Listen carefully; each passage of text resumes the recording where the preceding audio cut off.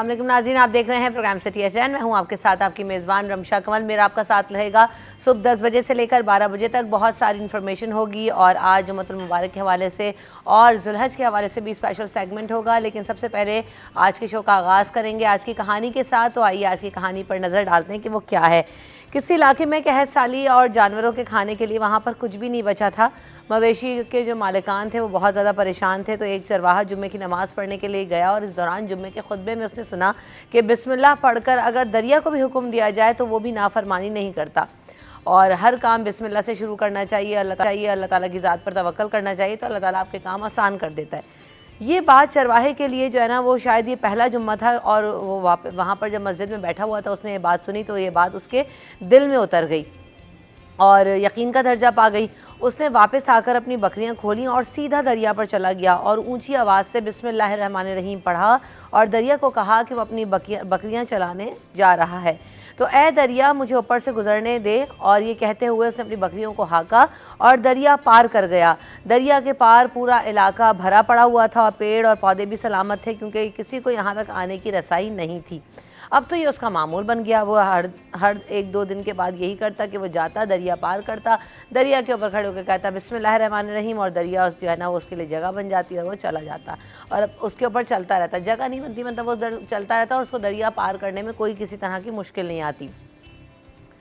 तो ये बात जो है ना वो जब गांव वालों ने देखी तो बड़े परेशान हो गए कि ये कैसे चले जाता है और यहाँ हमारे मवेशी मर रहे हैं। तो एक होशियार आदमी तक जो है ना ये बात पहुँची। उसने चरवाहे को बुलाया और पूरा माजरा पूछा।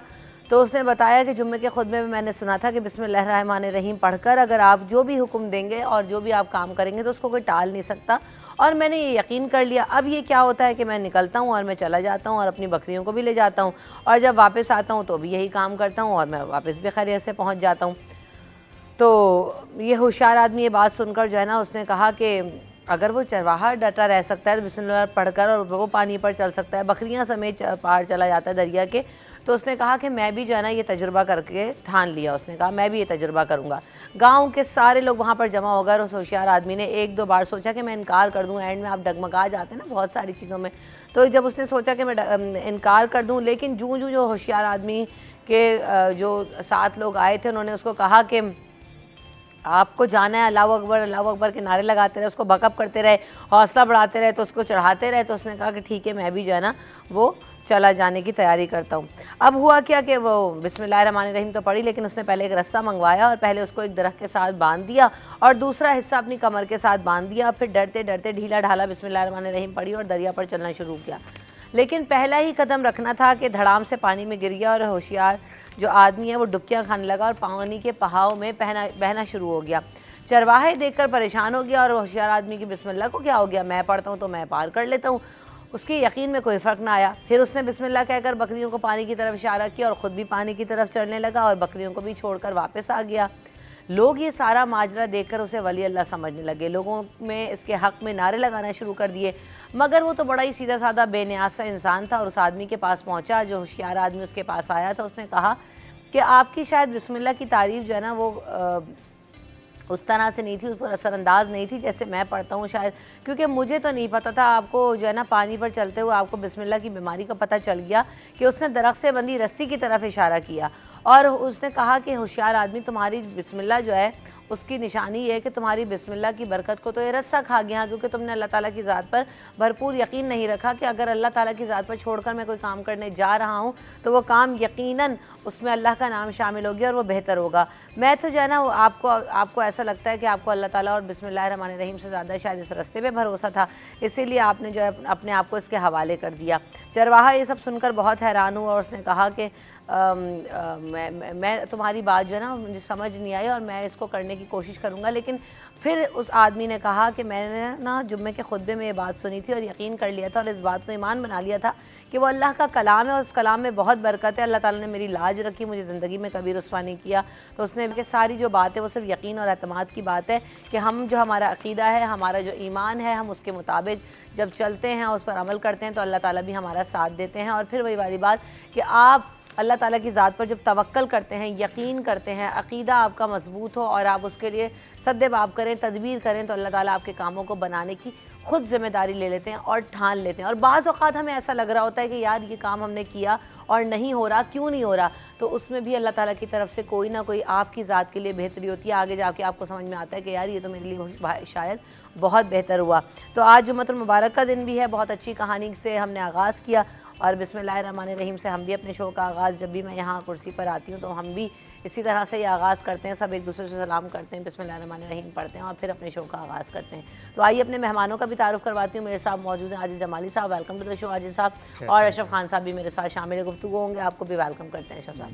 تو آپ لوگوں کی پریکٹس میں ہے کہ واقعی کہ بسم اللہ الرحمن الرحیم پڑھنے کی عادت ہے یا نہیں؟ آپ تو ویسے ہی ماشاءاللہ جمعے کی تیاری سے بھرپور آئے عاجز بھائی, آج اچھے لگ رہے ہیں. مجھے اس کہانی پہ ایک بات یاد آ رہی ہے. سنائیں. سندھ کا ایک تاریخی کردار ہے بتایو فقیر. ہاں, وہ ویسے تو ہندو تھا, وتومل اس کا نام تھا, لیکن بعد میں وہ مسلمان ہوا تھا. بتایو فقیر نا بالکل ایسی ہی کہانی ہے اس کی. اچھا. وہ کہتے ہیں کہ دریا پار کر رہا تھا تو کچھ لوگ اس کے پیچھے لگے, انہوں نے کہا کہ ہمیں بھی پار کروائیں. اچھا جو انہوں نے کہا ٹھیک ہے آپ سارے میرے پیچھے چلیں, لیکن اللہ اللہ کرتے چلیں, اللہ اللہ کرتے چلیں, اللہ اللہ کرتے چلیں, اللہ ہمیں پار کرے گا یہاں سے. اچھا تو جو سب اللہ اللہ کرنے لگے, جو بتایا کہ بالکل پیچھے جو بندہ کھڑا تھا اس نے کہا کہ سنوں کہ یہ خود کیا پڑھ رہا ہے, جو یہ پڑھ رہا ہے میں بھی وہی پڑھوں گا. تو وہ خود جو بتایا فقیر تھا وہ کہہ رہا تھا وتو وتو وتو وتو, اپنا ہی نام پکار رہا تھا. وہ تھا تو اللہ کا درویش نا. تو اس نے پیچھے والے نے کہا یار یہ خود وتو وتو کہہ رہا ہے, میں کہہ رہا ہے آپ اللہ اللہ کریں. تو انہوں نے بھی, دوسرے والے نے بھی وتو وتو بولنا شروع کر دیا. اس کے پیچھے اس طرح جتنے بھی لوگ تھے سب نے وتو وتو بولنا شروع کیا, تو سارے ڈوبنے لگے. تو بتایا فقیر نے کہا کہ آپ ڈوب جائیں, میں نے تو آپ کو کہا تھا کہ اللہ اللہ کا نام کریں, آپ نے اللہ کا نام نہیں لیا, اب آپ ڈوب رہے ہیں. تو کہنے کی مطلب کہا کہ ماضی میں ایسے درویش ضرور تھے جو خدا کے, یہ چرواہا بھی ایک مثال کے طور پہ سامنے ہے, لیکن بنیادی طور پہ یہ اللہ کا کوئی درویش ہوگا جس کی وجہ سے خدا اس کے لیے آسانیاں پیدا کر رہا ہوگا, جو سب کے لیے نہیں ہوتی اتنی آسانیاں, باقی لوگوں کے لیے نہیں ہوتی ہیں. ان کا ایک اپنا مکتب ہوتا ہے, ان کا ایک اپنا کام ہوتا ہے, ایک محنت ہوتی ہے, اس وجہ سے یہ بہرحال اچھا ہمیں یہ سبق ملا اس سے. بالکل ایسے. اشرف بھائی آپ کچھ کہنا چاہتے ہیں اس پہ, آپ کو کوئی بات یاد آئی ہے؟ مطلب میسج اس میں جو دیا ہے وہی کہ ہمیں مطلب جو بھروسہ ہم لوگ کرتے ہیں اللہ تعالیٰ پہ, اسی پہ سٹارٹ ان کا نام سے لے کے سارا کام کرتے ہیں, وہ بھی ایک میسیج دیا ہے. بہت سارے لوگ ہمارے یہاں اس کو اگنور بھی کر دیتے ہیں, بھول بھی جاتے ہیں, لیکن جو میسیج ہے اس میں, جو اسٹوری ہماری دادی نے جو سنائی, تو اسٹوری میں یہ ہے کہ کچھ پرانی یادیں تازہ ہو جاتی ہیں. اور یہ آپ کا جو یہ ہے جب سے یہ سٹارٹ کیا ہے تو بہت زبردست, نئی اسٹوریز اور پرانی یادیں تازہ ہوتی ہیں. سب سے بڑی بات یہ ہے کہ دیکھیں ہم سب کو پتہ ہے اللہ تعالیٰ کی ذات پر یقین کامل رکھنا ہے, بسم اللہ الرحمن الرحیم سے جو ہے نا وہ اپنے کام کا اور دن کا آغاز کرنا ہے. لیکن کہیں نہ کہیں میں بار بار یہ بات کہتی ہوں کہ ہم سب کو کہیں نہ کہیں زندگی میں, کہیں نہ کہیں نہیں بلکہ ہر وقت ریویژن کی ضرورت ہوتی ہے, ریمائنڈرز کی ضرورت ہوتی ہے. تو ان کہانیوں کے ذریعے, ان باتوں کے ذریعے, مختلف سیگمنٹس کے ذریعے ہم ان چیزوں کو ریوائیو کرتے ہیں, ریمائنڈ کرتے ہیں, بار بار ان کو دہراتے ہیں, تاکہ ہم سب اگر کہیں نہ کہیں بھول گئے ہیں, کہیں کوئی چیز مس کر دیتے ہیں, تو اسے اپنی زندگی میں دوبارہ شامل کر لیتے ہیں. تو اس بس یہی مقصد ہے آپ سب تک کہانیوں کی صورت میں پہنچانے کا, ٹاپکس کی صورت میں پہنچانے کا, اور ہم سب کا یہاں پر بیٹھ کے مختلف باتیں کرنے کا.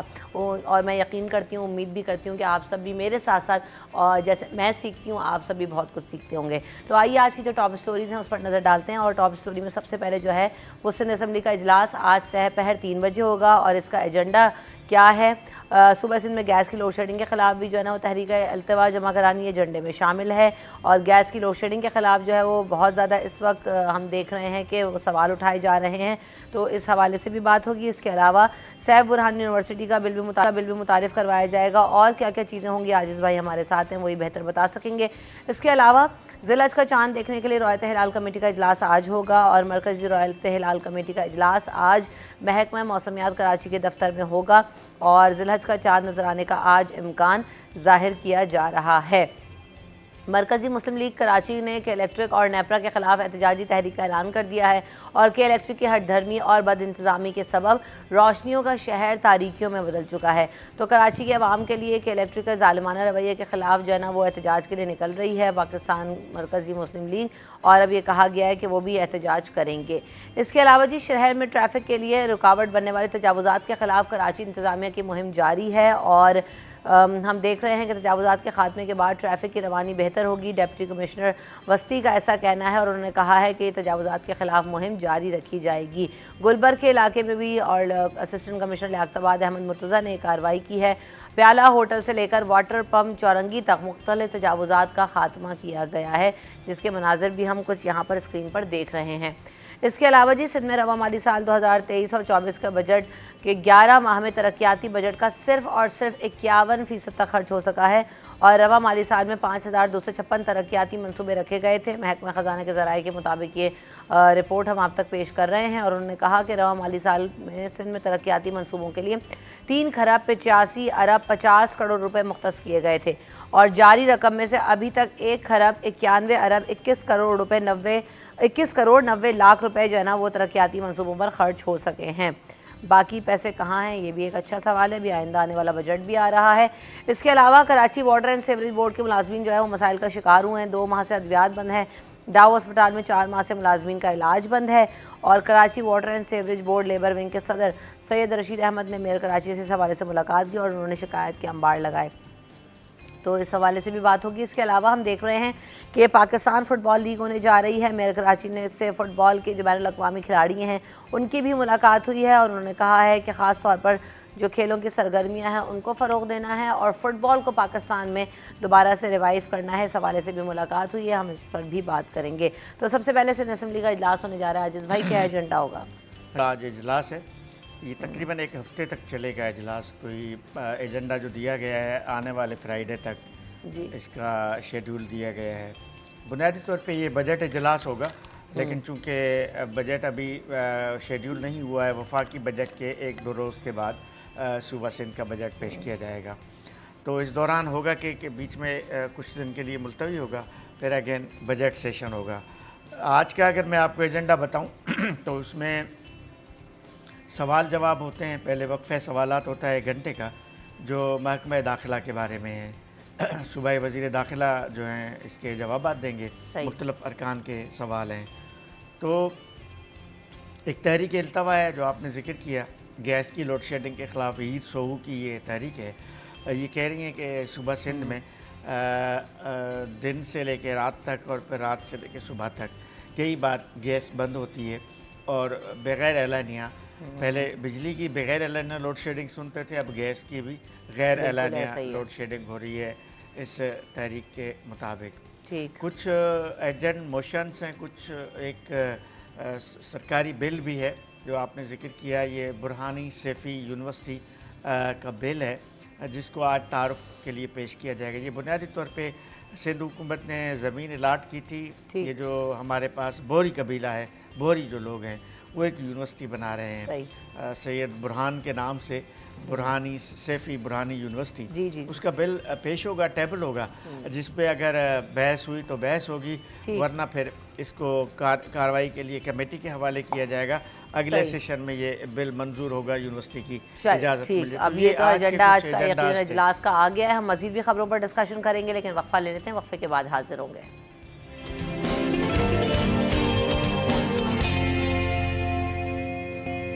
Welcome back in city at 10۔ تو جناب کے الیکٹرک والے بھی ہمارے ساتھ ہیں اشرف بھائی، کہ الیکٹرک والے نہیں ہیں، کہ الیکٹرک کی بیٹ کرتے ہیں اور کافی زیادہ کلوزلی ان ساری چیزوں کو دیکھ رہے ہوتے ہیں، تو ہم انہی لوگوں سے وہ سوال ان کے اوپر تھرو کر دیتے ہیں تاکہ وہ آپ کو پراپر انفارمیشن دیکھ سکیں۔ اچھا ہو کیا رہا ہے اشرف بھائی؟ ابھی ہم نے دیکھا ایم کیو ایم نے کچھ دن پہلے کہا کہ جی احتجاج کریں گے اور کرنے کا اعلان بھی کیا ہے۔ اس سے پہلے ہم دیکھ رہے ہیں جماعت اسلامی مختلف ادوار میں کرتی رہی ہے احتجاج۔ اب مرکزی مسلم لیگ کراچی نے بھی کہ الیکٹرک اور نیپرا کے خلاف احتجاجی تحریک کا اعلان کر دیا ہے۔ کس طرح سے تحریکیں چلیں گی، اور دوسری بات یہ بھائی سب مل کیوں نہیں جاتے اس مسئلے کو حل کرانے کے لیے؟ دیکھیں، اگر سیاسی جماعت اگر مل بھی جائیں اور وہ فیصلے کریں تو وہ بجلی تو نہیں لا سکتی نا۔ سب سے بڑا یہ مسئلہ صرف کراچی کا نہیں، پورے ملک کا ہے اس وقت۔ اس سے بڑا مسئلہ کیا ہے؟ سرکولر ڈیٹ کا، جو ہم آئی پی پی جو بجلی استعمال نہیں کر رہے ہیں اس کے ہم چارجز دے رہے ہیں۔ ایسے معاہدے وفاق نے جو کیے ہوئے ہیں جو آئی پی پیز کے ساتھ، وہ سب سے بڑا ایشو یہ ہے کہ آپ کی کیپیسٹی چارجز جو ہے، جو پلانٹ ہم استعمال نہیں کر رہے ہیں اس کے ہم چارجز دے رہے ہیں، اور وہ 18 روپے پر یونٹ ہے۔ یہ میں نہیں کہہ رہا ہوں، فیڈریشن ہاؤس کی رپورٹ میں۔ ابھی ایک اور خبر آئی ہے، اور وہ خبر یہ کہ 10 روپے اور اضافہ ہو ایک گیا۔ پیسے جو ہے نا وہ آج اضافہ ہو گیا کہ الیکٹرک کے نرخوں میں. جی تو یہ جو اضافے پہ 10 روپے کا اضافہ مطلب کوئی مذاق ہے؟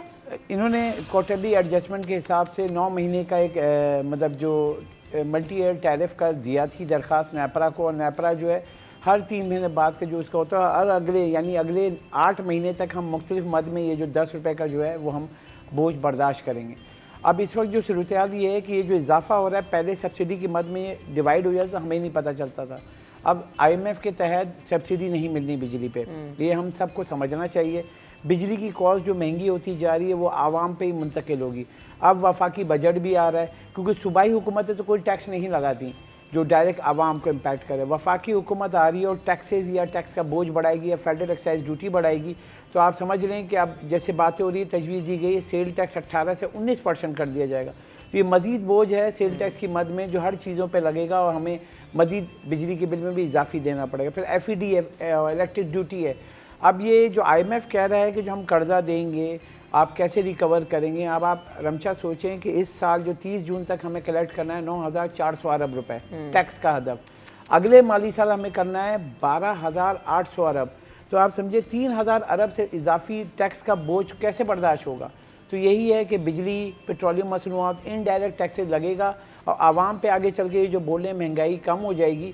مجھے نہیں لگتا ہے جو میں سینیریو دیکھ رہا ہوں کیونکہ ٹیکسز کی مد میں وہ بوجھ پھر عوام پر آ جائے گا. پلان تو کوئی نظر نہیں آ رہا. پلان بس یہ ٹیکسز لگائے جاؤ. ابھی یہ 10 روپے کا اضافہ عاجز بھائی کہاں لے کے جائے گا عوام کو. عام آدمی جو چھوٹے کلاس کے لوگ ہیں وہ بھی 200-300 یونٹ اگر استعمال کرتے ہیں تو ماہانہ 3,000 روپے یہ بل میں اضافہ ہو گیا.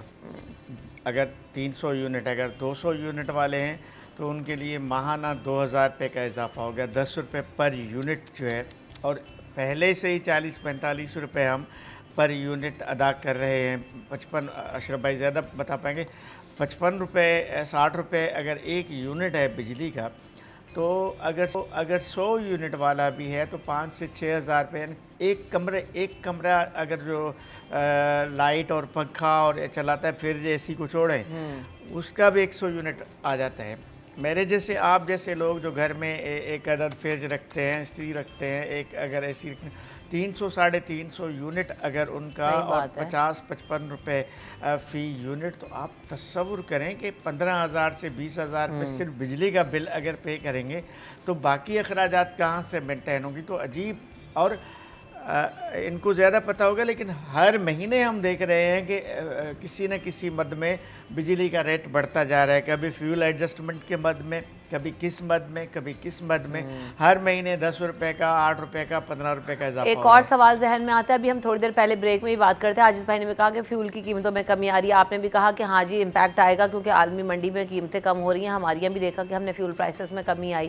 ابھی جو فیول پرائس میں کمی آ رہی ہے اس کا امپیکٹ ہمارے الیکٹرک کے بل پہ کیوں نہیں آ رہا ہے؟ کیونکہ فیول ایڈجسٹمنٹ کی مد میں آپ چارجز تو لیے چلے جا رہے ہیں لیکن ان چارجز میں کیا فیول کی پرائسز کم ہونے سے کمی آتی ہے؟ آنی چاہیے یا نہیں آنی چاہیے اور کیوں نہیں آ رہی ہے؟ دیکھیں ابھی جو قدرتی گیس کے الیکٹرک کو نہیں ملی، اس کے پاور پلانٹ کو مل رہی ہے درآمدی LNG. اب LNG جو گورنمنٹ ڈیسائیڈ کرتی ہے وہ پورے مہینے کے لیے پرائس جو ہے جو امپورٹ پرائس ہے وہ دے دیتی ہے. ہمیں اس وقت جیسے ہم سمجھیں بہت سمجھنے کی ضرورت ہے کہ درآمدی LNG پر MMBTU جو ہے 4,500 روپے کی پڑ رہی ہے اور قدرتی گیس آپ کی 2,500 روپے کی ہے. 50% کا ڈفرینس ہے. اور وہ کاسٹ اس سے جو بجلی بن رہی ہے اس کی کاسٹ بہت زیادہ ہے. پھر آپ کی NTDC سے 1,000 سے 1,200 میگا واٹ جو ہے آپ کو کے الیکٹرک کو نیشنل گریڈ سے مل رہی ہے. اب وہ جو بجلی کی کاسٹ ہے وہ بھی بڑھتی جا رہی ہے. وجہ کیا ہے کہ ہمارے جیسے ابھی ڈیم سے ان سب سے جو بجلی ہے جو سب سے سستی بنتی ہے اس سے وہاں سے بجلی کی جو کیپیسٹی ہے وہ کم ہو گئی ہے. باقی جو پلانٹس چلا رہے ہیں اس کی کاسٹ اتنی زیادہ ہے کیونکہ درآمدی LNG سے جو آپ لیکوڈ نیچرل گیس سے جو بجلی بنا رہے ہیں اس کی کاسٹ زیادہ ہے.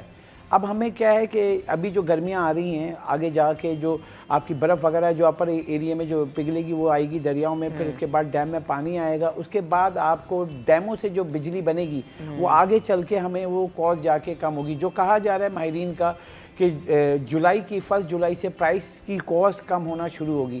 لیکن ابھی ہمیں جو سسٹم ہے نا رمشا، سب سے بڑا ایشو یہ ہے کہ ہماری جو پھر وہی میں بتاؤں گا کہ جو ہم مطلب پاکستان وہ واحد ملک ہے جہاں ہم ایسے چارجز دے رہے ہیں جو سوچ ہے. اب بجلی کا بل جیسے آپ سے بھی ڈسکس ہو، آپ بھی پریشان ہوئے بل دکھا رہے ہیں. بجلی پیچھے گھمائیں، بجلی کا بل صرف کے الیکٹرک پورے پاکستان میں سیم ریٹ ہے ये नहीं कि के इलेक्ट्रिक का अलग है, मगर ये नेपरा डिसाइड कर, जब आप पीछे घुमाएंगे तो गवर्नमेंट के टैक्सेस देखेंगे तो आप हिल जाएंगी।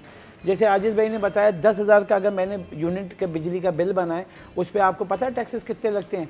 5,000 रुपये का, तो 15,000 रुपये का आपको लगे, जिसमें आपकी इलेक्ट्रिक ड्यूटी है, सर चार्जेस हैं, अडल्ट सर चार्ज हैं, फिर PHL चार्जेस है, पावर होल्डिंग लिमिटेड कंपनी बनाई है, 3 रुपये 23 पैसे पर यूनिट आवाम से ले रहे हैं। कर्जा आपने लिया है भाई, उसका सूद आप दें, हम क्यों दें? दूसरी बात ये कि इन टैक्सेस में किसी भी तरह से कोई कमी आती हुई नज़र नहीं आ रही। बहरहाल ये तो कि इलेक्ट्रिक का मसला और ये जो सियासी जमातें एहतजाजी तहरीकों का ऐलान कर रही हैं, ये सब मिल जाएं और फिर कोई इसका सोल्यूशन असम्बलीज में बैठ के भी निकालें तो मेरे ख्याल से ज़्यादा बेहतर होगा। आवाम को जो है ना इन ढकोसलों से निकाल जाए तो फिर सियासत कहाँ जाएगी? आजिज़ भाई वही वाली बात है कि मसाइल का हल नहीं निकालना है, बस ये दिखाना है। सबको अपनी अपनी सियासत भी तो करनी है ना।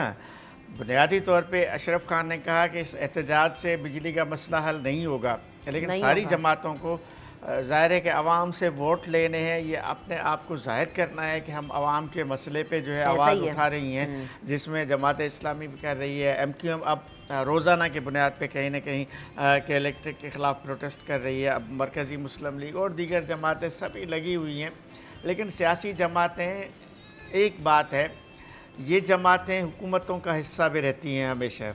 अब जब के इलेक्ट्रिक के लाइसेंस का इशू था, जमात इस्लामी जिसकी मुखालफत करती रही है, लेकिन जब ये निगरान सेटअप से कुछ दिन पहले और फिर निगरान सेटअप में जब ये लाइसेंस का इशू आया तो उस वक्त ये जमातें क्यों नहीं बोल रही थी? अच्छा, और एक और बात है, आजिज़ भाई की बात से मुझे वो भी आ गया के दिमाग में कि अभी जब हमने इलेक्शन कैंपेन्स देखी थी तो बड़े दावे और वादे किए गए थे, जिसमें पीपल्स पार्टी भी और दीगर तमाम जमातों का भी ये सबसे ज़्यादा जो है ना इलेक्शन कैंपेन में एक चीज़ जिसको हाईलाइट किया गया था, बिजली के फ्री यूनिट्स दिए जाएंगे, सोलर पे मुंतकिल कर दिया जाएगा और शहर में बड़े बड़े सोलर पार्क्स लगाए जाएंगे और ऐसा हो जाएगा और वैसा हो जाएगा। उसका एस भी नज़र नहीं आ रहा है अभी तक।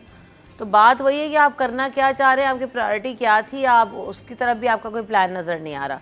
अच्छा, और इसको यहाँ पर भी लिंक कर लें कि जो डेवलपमेंट का बजट है, तरक्याती मंसूबों का बजट भी है, दीगर चीज़ों का बजट भी है, तो उसमें भी अभी हमने देखा 51% पैसे सिर्फ खर्च हो सके हैं, बाकी लगे ही नहीं है। ये आजिज़ साहब ने कल खबर में एक समझाऊं। अच्छा, आजिज़ भाई मुझे लगा बजट है तो भाई आजिज़ भाई क्योंकि ये सिंध गवर्नमेंट को देख रहे होते तो यार, तो मैं यहाँ पे समझा दूँ कि जो निगरान सेटअप, हमने कल इस पे बात भी की थी, हम ऑफिस में बैठे हुए थे। आपको फिर एक याद दहानी, ये जो गवर्नमेंट आई है इससे पहले जो निगरान सेटअप था उसने सब कुछ रोक दिया था, डेवलपमेंट से लेके ये सब, क्योंकि सिंध गवर्नमेंट जा चुकी थी, निगरान सेटअप आया था, क्योंकि वफाक की और पंजाब की बात, KPK की बात करें हम तो वहाँ वो 14 महीने रही, यहाँ पे आपकी 6 से 7 महीने रही निगरान सेटअप। मैं 6 से 7 महीने जो एंड होता है उसमें सबसे ज़्यादा प्रोजेक्ट के डेवलपमेंट काम होते हैं, लेकिन वो जो आपके बीच के जो 6-7 महीने गए हैं उसमें सब काम रुक गया था। जैसे कराची में हम लोग कितनी खबरें चल रही, रेड लाइन बहुत ज़्यादा, हाँ। K4 रुक गया, S3 जो काम हो रहा था, जो चले टुकर टुकर करके चल रहा था वो भी रुक गया। अब बड़े मंसूबे अगर हम बात करें, अगर जैसे आजिज़ साहब ने जो दिए, टोटल जो मतलब 50% ही हम कहें कि वो काम हो सका, 50% नहीं हुआ। और जो रकम नहीं खर्च हुई तो अब सवाल ये होता है कि वो आगे क्यों नहीं गई। सवाल कि वर्ल्ड बैंक से जब हम कर्जा लेते हैं प्रोजेक्ट का, अब आगे इशू बन गया है ये कि अब हम जाएंगे नए माली साल के बजट के लिए, वर्ल्ड बैंक है, वर्ल्ड बैंक से मैं ये बोलूँगा कि भाई हमें नए मंसूबों के लिए कर्जा दे दें, कहेंगे भाई पहले मंसूबों का क्या हुआ। अब वो अभी जो मीटिंग हुई है, जो मेरे पास सोर्सेस ने, आज मैं खबर का अपडेट लूँगा उनसे, कल हुई है मीटिंग वर्ल्ड बैंक की टीम के साथ, और जो बजट से पहले हमारी जो डेवलपमेंट के लिए PSDP, हमारी जो सूबाई जो होते हैं तरक्याती काम, उसके लिए हम फंड लेते हैं वर्ल्ड बैंक से, हमको प्रोजेक्ट देते हैं और उसके बाद फंड्स लेते हैं। अब वो वर्ल्ड बैंक भी आपसे सवाल उठा रहा है कि भाई पिछले जो थे, जो हमने पैसे दिए तो कहाँ खर्च किए, क्योंकि उन्होंने जो PS जो बनता है मंसूबे का वो आगे फॉरवर्ड नहीं हो, क्योंकि निगरान सेटअप बैठा हुआ था।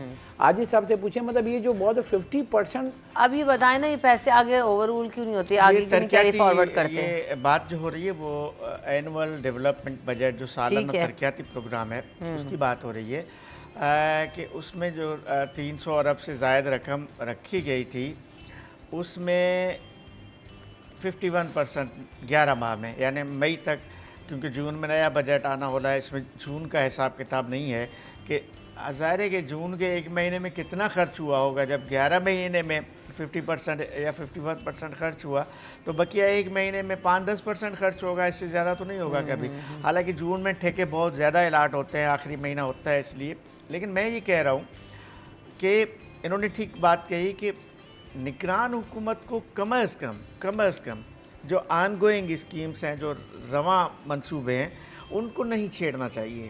جو کام چل رہا ہے, اچھا وہ ایک بہانہ یہ بناتے ہیں کہ جی وہ چونکہ سیاسی جماعتیں اس ترقیاتی اسکیموں کو الیکشن کے لیے استعمال کرتی ہیں, کہیں روڈ بن رہا ہے, کہیں سیوریج کا نالا بن رہا ہے, تو وہ جماعت جو ہے وہ اس کو ووٹ کے لیے استعمال کرتی ہے. لیکن یہ بہانہ غلط ہے. میرا یہ خیال ہے کہ 6 مہینے, اگر بالکل ٹھیک کہا اشرف بھائی نے کہ 6 مہینے اگر ترقیاتی کام رکے رہے, اس کا مطلب ہے کہ ان کے لیے پیسہ جاری نہیں ہوا محکمہ خزانہ سے. اب یہ پیسے آگے آنے والے دنوں میں ری یوز ہو جاتے ہیں یا نئے بجٹ میں اس کا کوئی حساب ہوگا؟ یہ آن گوئنگ اسکیمیں جو ہوتی ہیں ان کا پیسہ پھر لیپس ہو جاتا ہے, پھر اگلے سال نئے بجٹ میں دوبارہ انہی پیسوں کو رکھا جاتا ہے.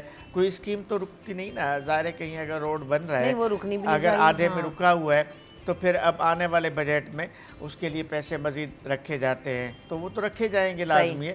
لیکن یہ بھی المیہ ہے, ہمارا ویسے ہی ترقیاتی بجٹ کم ہوتا ہے, غیر ترقیاتی بجٹ زیادہ, غیر ترقیاتی اخراجات زیادہ ہوتے ہیں, ترقیاتی اخراجات کم ہوتے ہیں. اچھا اس میں بھی فارن فنڈنگ جیسے انہوں نے کہا ورلڈ بینک کے پروجیکٹ بھی ہیں, اس میں وفاقی پروجیکٹ بھی ہیں, اس میں صوبائی بجٹ کے اپنے پروجیکٹ بھی ہیں. 3 قسم کے پروجیکٹ ہیں, لیکن وہ بھی اگر آدھا کام بھی نہ ہو تو المیہ ہے. اور یہاں پر یہ بھی بات ہے نا کہ اگر آپ اسپیڈ اپ کر دیں گے پروسیس کو اور جلدی یہ کام ختم کرانے کی کریں گے تو بھائی پیسے بھی یوز ہوں گے اور وہ پروجیکٹ بھی ختم ہو جائیں گے. ہمارے یہاں ہوتا ہے لمبا بہت کر دیتے ہیں. ایک ماہ میں تو نہیں ہو سکے گا, نہیں ابھی نہیں, لیکن overall throughout the year. خواہش ہے رمشا یہاں پہ ایک بولوں گا کہ عاجز صاحب کو بھی, عاجز صاحب نے بھی اس پہ کیا, ریڈ لائن جو یونیورسٹی روڈ میرا روز کا گھر ہے ادھر گلشن میں, تو روز آنا جانا ہے. ایک خواہش ہے کہ یہ تمام جو وزراء ہیں, سی ایم ہے, وہ جو آپ کی یونیورسٹی روڈ ہے نا جو آ رہی ہے, وہ جا کے حسن سینٹر کے پاس سے سروس لین پہ 1-2 گاڑی جو جاتی ہے وہاں سے روز آئیں جائیں. پلیز ایک ریکویسٹ ہے کہ نہیں, اور ان کو تو کیا مسئلہ ہے, وہ تو پروٹوکول لگا کے آئیں گے, پروٹوکول لگا کے چلے جائیں گے, اور وہاں پہ آپ 20 منٹ سے پھنسے رہیں گے.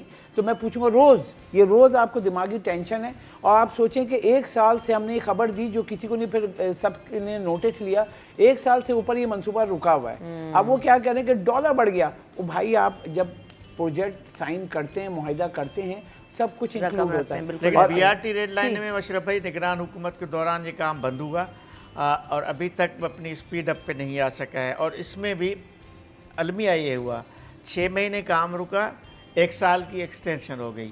یعنی یہ منصوبہ شروع میں تو بتایا گیا تھا 2024 میں مکمل ہوگا, پھر کہا 2025 میں, اب 2026 کے اینڈ تک چلا گیا. عاجز بھائی بات وہی ہے کہ آپ 2 سال جب ان کو طویل کر دیں گے تو بجٹ بھی بڑھتا چلا جائے گا اور کام بھی لمبا ہوتا جائے گا. آپ ٹائم لائن پہ جانا, کام ختم ہوتے نہیں ہمارے یہاں. یہ سب سے بڑا مسئلہ ہے, عوام کے لیے بھی اذیت اور بجٹ کو مینیج کرنا بھی مشکل. وقفے کے بعد حاضر ہوں گے.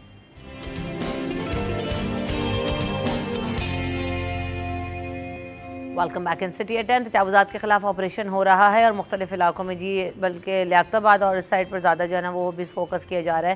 اور احمد مرتضیٰ ہیں اسسٹنٹ کمشنر, ان کی طرف سے کارروائی کی گئی. عاجز صاحب, تو مسئلہ یہ کہ تجاوزات کے خلاف آپریشن علاقے میں چلتے رہتے ہیں اور چلتے ہی رہتے ہیں, پھر ٹھیلے والے بھی 10 منٹ بعد واپس آ جاتے ہیں. یہ غیر مؤثر قسم کے آپریشنس ہیں. کیسے ہوگا صحیح؟ یہ 12 مہینے چلتے ہیں اور ہم اکثر خبریں دیتے رہتے ہیں, اور ہمارا بھی کام خبریں دینا ہے, ان کا کام آپریشن کرنا ہے. لیکن یہ سلسلہ رک نہیں پا رہا. ناجائز تجاوزات کا سلسلہ کبھی بھی ختم نہیں ہو رہا. آپ کسی بھی روڈ پہ کسی بھی علاقے میں جائیں, میں پورے کراچی کے 7 اضلاع میں مین شاہراہوں کو چھوڑ پہ آپ کہیں بھی جائیں, آپ کی گاڑی فریکوینٹلی نہیں جا سکتی.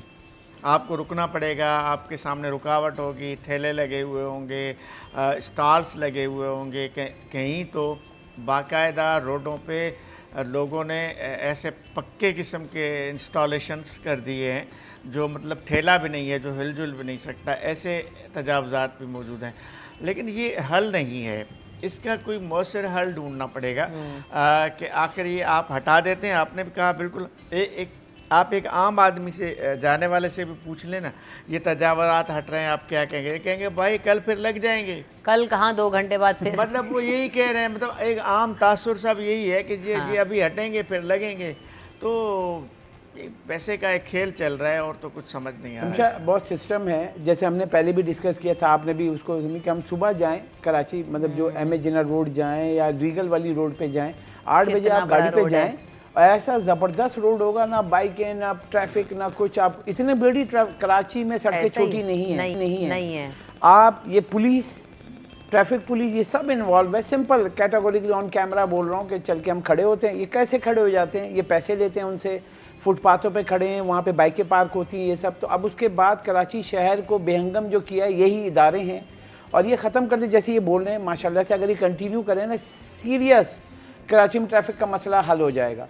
आप इतना बड़ा शहर है ये, यहाँ की जो ट्रैफिक बहुत प्लानिंग थी, बहुत आगे की प्लानिंग, ये नहीं एक गली में बना दिया। कराची पूरा मास्टर प्लान के तहत बनाया गया था और बहुत इसमें जगह है। लेकिन आप बताएं ना, आप इस्लामाबाद जाती हैं, आपको कहीं ये सब कुछ नज़र आता है?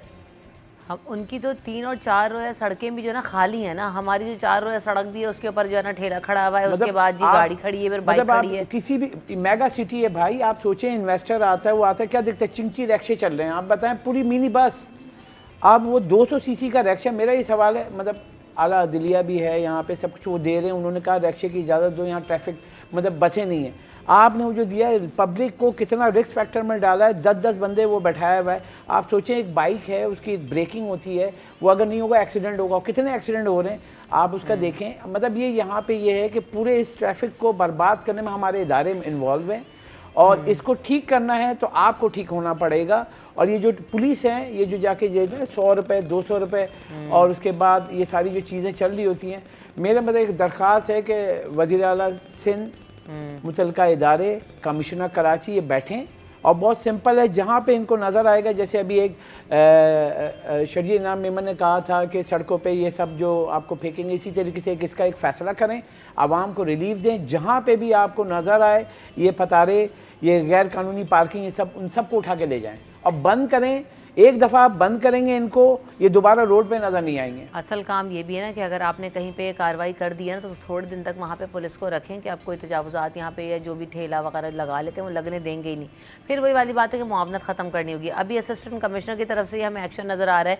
इससे पहले मेयर कराची मुर्तज़ा वहाब साहब ने तजावुज़ात के ख़िलाफ़ ऑपरेशन का आगाज़ ग्रैंड कराची में शुरू कर दिया। अच्छा जी, हमने वो ख़बर भी की, सुप्रीम कोर्ट ने ऑर्डर दिए, हमने वो भी किया। लेकिन क्या हो रहा है शहर में, हम सब जानते हैं कि हर जगह पर ये पथारे और ये चीज़ें मौजूद हैं।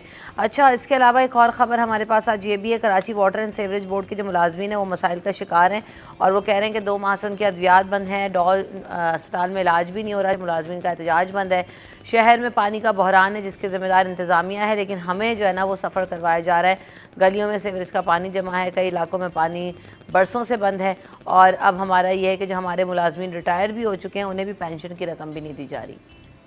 अब ये बुरा हाल है इदारे का। मसला तो जेन्युइन है, लेकिन हैरतनाक बात यह है कि Karachi water and sewerage board को अब कराची वाटर कॉरपोरेशन में तब्दील किया गया है, और वर्ल्ड बैंक ने कराची वाटर कॉरपोरेशन के लिए इतनी बड़ी रकम दी है, उसका पूरा स्ट्रक्चर तब्दील किया गया है, उसमें बहुत सारी तब्दीलियाँ की गई हैं। उसके बावजूद मुलाजमीन के मसले चल रहे हैं जी।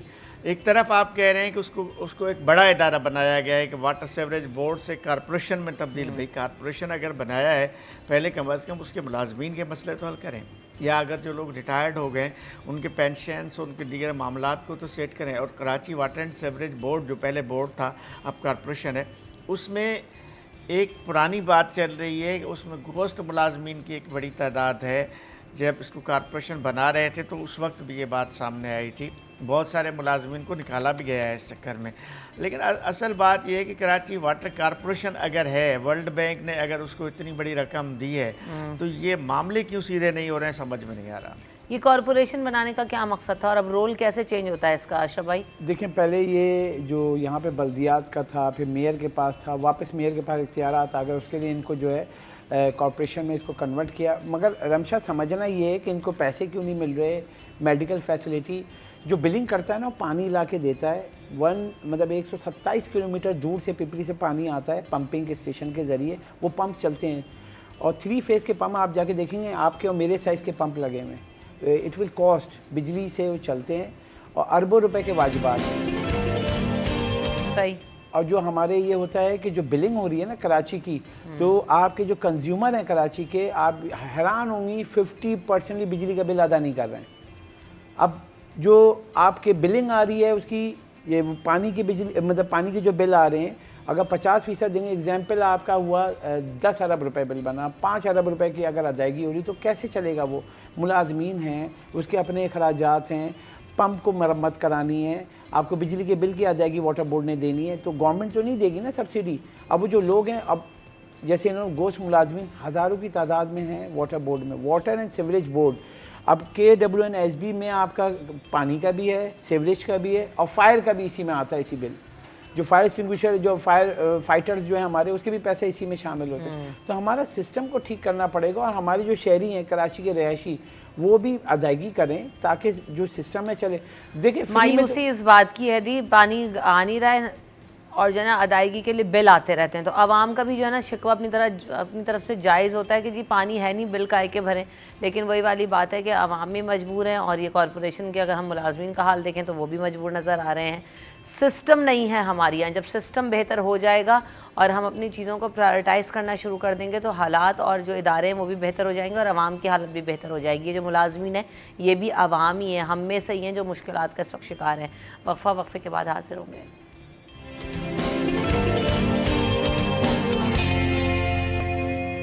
Welcome back in the show. अभी हम बात कर रहे हैं कि जनाब आज हम देख रहे हैं कि वर्ल्ड फूड सेफ्टी डे भी मनाया जा रहा है और वर्ल्ड फूड सेफ्टी कितना मुश्किल हो रहा है, वर्ल्ड फूड सेफ्टी डे भी मनाया जा रहा है। और जब हम वर्ल्ड फूड सेफ्टी डे की बात करते हैं तो आगे आने वाली दुनिया में जो हमें चैलेंजेस नज़र आ रहे हैं आजिज़ भाई, वो यही सबसे ज़्यादा नज़र आ रहा है कि हमें जो आगे दुनिया में जंगें होंगी वो भी जो है ना वो ग़ज़ा पर होंगी, कहत साली का दौर होगा।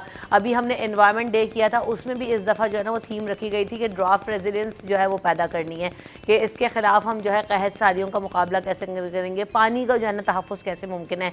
क्या हम इन चीज़ों पर फोकस कर रहे हैं? फूड सेफ्टी एक मसला तो है, वर्ल्ड लेवल का मसला है। ख़ास तौर पे जो छोटे ममालिक हैं, एशियाई ममालिक हैं, उनमें फूड सेफ्टी का मसला एक बड़ा मसला है। लेकिन अब दो तरह की बात है इसमें। एक तो ये गवर्नमेंट से पे जो बात हो रही है, फूड सेफ्टी सेमिनार्स और वर्कशॉप्स, इस तरह के प्रोग्राम्स हो रहे हैं। लेकिन कभी आप उनसे हट के सोचें, हम बड़े बड़े जो दावतों में जाते हैं, बड़ी दावतों में बड़े बड़े खाने जो होते हैं, वहाँ खाना ज़ाया कितना होता है, ये कभी किसी ने गौर नहीं किया होगा। लेकिन उन लोगों के लिए खाना ज़ाया करना कोई मसला नहीं होता। लेकिन अगर सेफ्टी की बात हो, अगर मैनेजमेंट हो, अगर उसका कोई बेहतर इंतज़ाम हो, तो शायद हम ये बहुत सारा खाना जो ज़ाया होता है, बड़ी दावतों में ज़ाया होता है, बड़े रेस्टोरेंट्स में ज़ाया होता है, और आम सतह पे हम छोटी छोटी दावतों में भी हम फूड से रिलेटेड चीज़ें ज़ाया कर रहे होते हैं। पानी बहुत ज़ाया कर रहे होते हैं। आपने पानी का जिक्र किया। ये जो कहावत है कि जंगें पानी पे लगेंगी, पानी की जो किल्लत होगी, बिल्कुल सही है कि कहत है और बहुत सारे मसाइल जन्म लेंगे।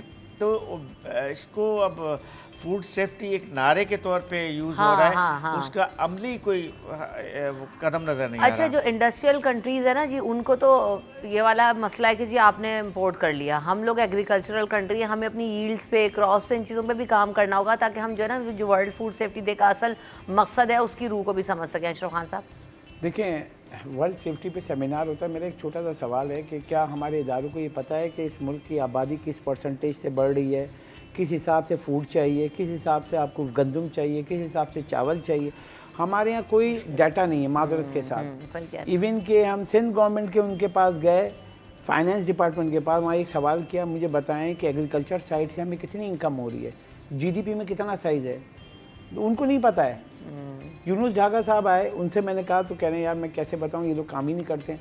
मतलब आप जब वर्ल्ड सेफ्टी डे या फूड सेफ्टी डे के ऊपर आते हैं तो सब चीज़ें आप देखते हैं, वो लोग पूरा प्लानिंग करते हैं।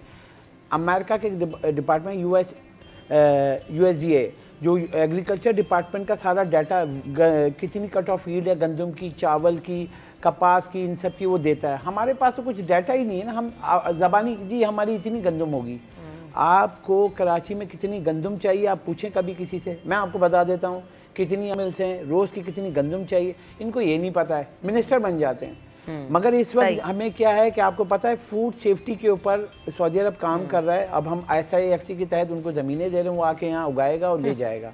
बस वही वाली बात है कि हम इतना ही कर सकते हैं कि सब कुछ उधार दे लो और ले लो, बस इसी पे हमारा जो है ना वो कारोबार और पूरा जो है ना कंट्री के इकनॉमिक्स जो है वो डिपेंड कर रही है। बहरहाल thank you so much Ashraf Khan साहब, आपने वक्त दिया। आजिज़ जमाली साहब, आपके वक्त का बहुत शुक्रिया। वक्फे की तरफ बढ़ेंगे, वक्फे के बाद हाजिर होंगे अपने अगले सेगमेंट में।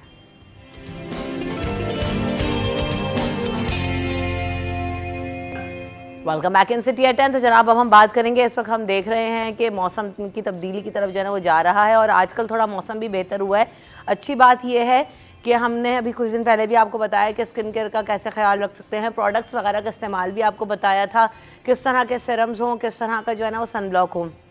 उसी वक्त हमें ख्याल आया कि क्यों ना एक ऐसा सेगमेंट भी शो में रखा जाए कि जो लोग ये महंगे महंगे प्रोडक्ट्स अफोर्ड नहीं कर सकते हैं तो उनके लिए कुछ ऐसी चीज़ें सोची जाएं और उनको भी ऐसा सजेस्ट किया जाए कि वो नेचुरल चीज़ों से किस तरह से स्किन केयर को कर सकते हैं इस मौसम में। और दूसरी बात साथ ये भी है कि इस वक्त बहुत ज़्यादा जो है ना बजट और लोगों का जो फाइनेंशियल कंडीशंस हैं वो इतनी ज़्यादा मुतासिर हो गई कि हर कोई महंगी प्रोडक्ट्स और इन चीज़ों को अफोर्ड भी नहीं कर सकता है। तो आइए अपनी अफोर्डेबिलिटी के हिसाब से और नेचुरल चीज़ों के हिसाब से अपना ख्याल कैसे रख सकते हैं, आज हम उस पर बात करेंगे। आपके भी जो सवाल और आप उनका जवाब लेना चाहते हैं तो लाइव कॉल कर सकते हैं और हकीम शाह नज़ीर साहब हमारे साथ मौजूद होंगे, उनसे जान सकते हैं इन सारे मसाइल का हल। अस्सलाम वालेकुम शाह साहब, कैसे हैं आप? वालेकुम अस्सलाम जी, अल्लाह का शुक्र, आप खैरियत से? सबसे पहले तो मेरा मुद्दा हल करें कि जो मेरे बाल हैं ना आज इधर से उधर उड़े ही चले जा रहे हैं और ये होता है तो ये जो फ्रिजीनेस आ जाती है क्योंकि रोज़ाना स्ट्रेट हो रहे हैं, ब्लो ड्राई हो रहा है, शैम्पू कर रहे हैं, कंडीशनर कर रहे हैं, मुख्तलिफ प्रोडक्ट्स लग रही हैं, शाह साहब बर्बाद हो जाते हैं बाल। तो स्टार्टिंग फ्रॉम हेयर अब ये अच्छा वो वही वाली बात है कि जितने भी सीरम्स ले लें, महंगे से महंगी चीज़ें ले लें, लेकिन असर जाना नहीं कर रही होती। तो क्या करूँ शाह साहब इसका? देखिए सिर्फ ये आपका मसला नहीं है, काफ़ी लोगों का है कितने जो अभी मैंने इसको और चार्ज हुए हैं पूरे, जो मुख्तलिफ किस्म के ड्रायर यूज़ नहीं भी करते उनके साथ भी ये प्रॉब्लम हो रही है कि बाल गिर रहे हैं, बाल पतले हो रहे हैं, दो मुंह हो रहे हैं, कि किसी का आधा बाल टूट रहा है, किसी की जड़ से निकल रहे हैं, बालों का फ्रंट खाली हो रहा होता है, बैक खाली हो रही होती है, बाल बिल्कुल पतले बेरुखे होते हैं, रौनक नहीं होती है। तो उसको ठीक करने के लिए बहुत ही सस्ता इलाज आपको बता रहे हैं कि आपको मुख्तलिफ किस्म के सीरम्स लेने की ज़रूरत ही नहीं पड़ेगी। आप आम खा रहे हैं, आजकल आम का सीज़न है, इसके पत्ते ले लें आप। अच्छा जी हाँ, 2 पत्ते आम के, 2 पत्ते अमरूद के, 1 पाव तिल के तेल में डाल के 1 घंटा धूप में रख लें, आपका तेल तैयार हो गया। बस सिर्फ 2 चीज़ें, आम के पत्ते 2 अदद, अमरूद के पत्ते 2 अदद, इसे 1 पाव तिल के तेल में डाल के 1 घंटा धूप में रख लें, आपका तेल तैयार हो गया। और यह तेल से बालों की जड़ों में लगाएं, 2 घंटे के बाद धो लें या रात को लगा लें, सुबह धो लें, 1 दिन छोड़ के। आप देखना चंद दिनों के अंदर ही बाल गिरना, झड़ना ये सब दूर होंगे, बालों का वॉल्यूम भी बढ़ेगा और रीग्रोथ भी होंगे बाल।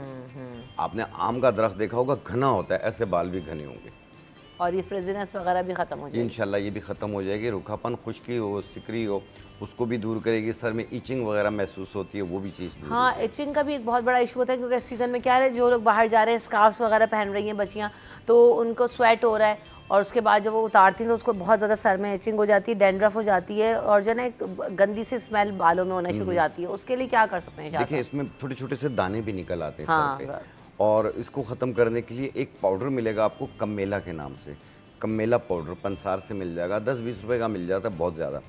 उसे आप जैसे 1 चम्मच आप तकरीबन आधे पाव तेल के अंदर मिला के आप रख लें और ये तेल से बाल सर पे लेप कर लिया करें थोड़ी देर के लिए, यानी 15-20 मिनट के लिए। आप उसके बाद जब सर धोएंगी आपका तकरीबन 60% खुश्की ख़त्म हो जाएगी और इसमें से इचिंग खारिश काफ़ी हद तक ठीक होगी। और जब ये मुकम्मल ठीक हो जाए आप इसे रोक लीजिए।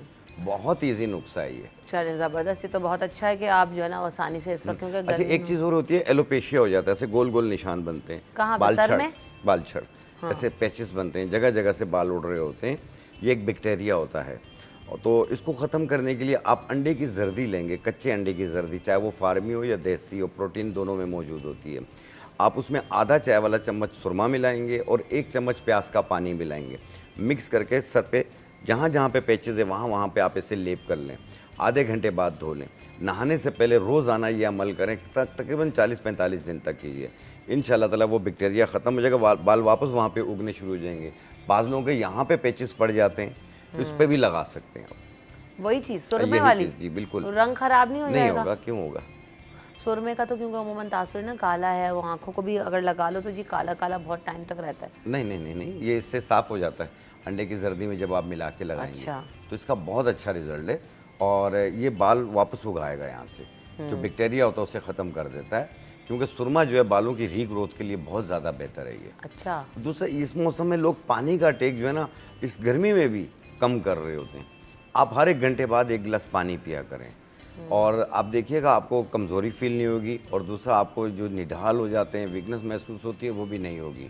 لیکن اگر آپ گرمی کے اندر، صرف کراچی کے اندر موسم بہتر ہے اس وقت، باقی علاقوں میں بہت شدید گرمی ہے، لو چل رہی ہے۔ کراچی میں بھی جی اب کل سے کچھ بہتر ہوا ہے، ورنہ تو ہمارے یہاں خود اتنی گرمی تھی کہ برا حال تھا لوگوں کا۔ جب آپ باہر نکلیں تو پانی کی بوٹل جو لے کے نکلتے ہیں، اس میں 1 چمچ جو ہے اسپغول دانہ، 1 چمچ تخم بلنگا، 1 چمچ گوند کتیرا ڈال کے ہلا لیں، اور وہ پانی تھوڑا تھوڑا کر کے پیتے جائیں۔ یہ آپ کو فائدہ کیا ہوتا ہے؟ بالکل اس سے یہ کہ گرمی کی شدت کم فیل ہوگی، آپ کو پسینے کی شدت کم فیل ہوگی، اور جو گرمی کی وجہ سے سانس پھولتا ہے یا نڈھال ہو جاتے ہیں، لو لگنے کے چانسز ہوتے ہیں، یہ اس سے بھی محفوظ رکھے گی انشاءاللہ آپ کو۔ بالکل ایسا ہی ہے۔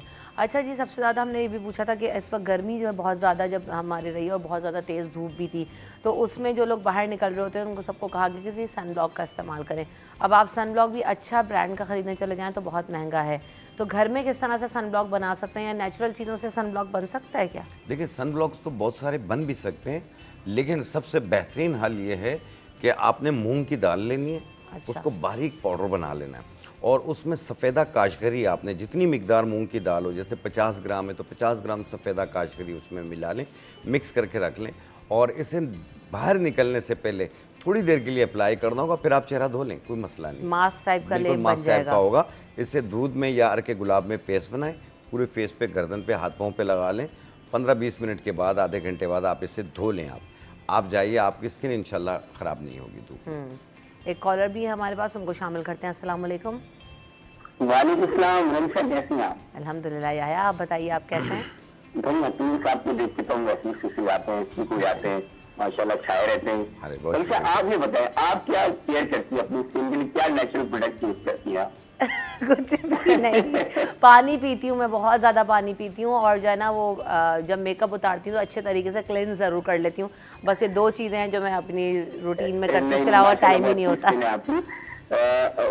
پہلے تو میں 2-3 سوال میرے ذہن میں، ایک تو یہ ہے کہ دیکھیں جو نیچرل پرابلم یہ ہے کہ ہماری جتنی پروڈکٹس ہوتی ہیں نا، جو پیکٹس کی پروڈکٹس ہوتی ہیں، اس کے اندر چاہے کھانے کی ہو چاہے لگانے کی ہو، اس میں جو چیزیں لکھی ہیں وہ اچھے میں ہوتی نہیں ہیں۔ اب ڈائریکٹ کھیرا ملا ہوا ہے، پپیتا، پتہ نہیں کیا کیا اختیار آتے رہتے ہیں، اس میں شامل آتی ہے، 1 روپے بھی اس میں شامل نہیں ہوتی سوائے اس کے ایسنس کے، کچھ نہیں ہوتا۔ ایک چیز، دوسری چیز ہے کہ رمشا میں ایک بات کرنا چاہوں گا، ہمارے کراچی کے اندر اتنی نیچرل پروڈکٹس جو جڑی بوٹیاں ضائع ہوتی ہیں، ایون ایلو ویرا میرے گھر میں خود لگا ہوا ہے اتنا سارا، لیکن وہ موسٹلی زیادہ استعمال نہیں کرتے، ہماری بیٹی باہر سے پروڈکٹ لے کے آتی ہے۔ اسی طرح ساجمین کے پتے ہیں، پھلیاں اتنی زیادہ ہیں، وہ اتنی ضائع ہوتی ہے کہ جس کو اس کے استعمال کی احمت نہیں کرتے وہ۔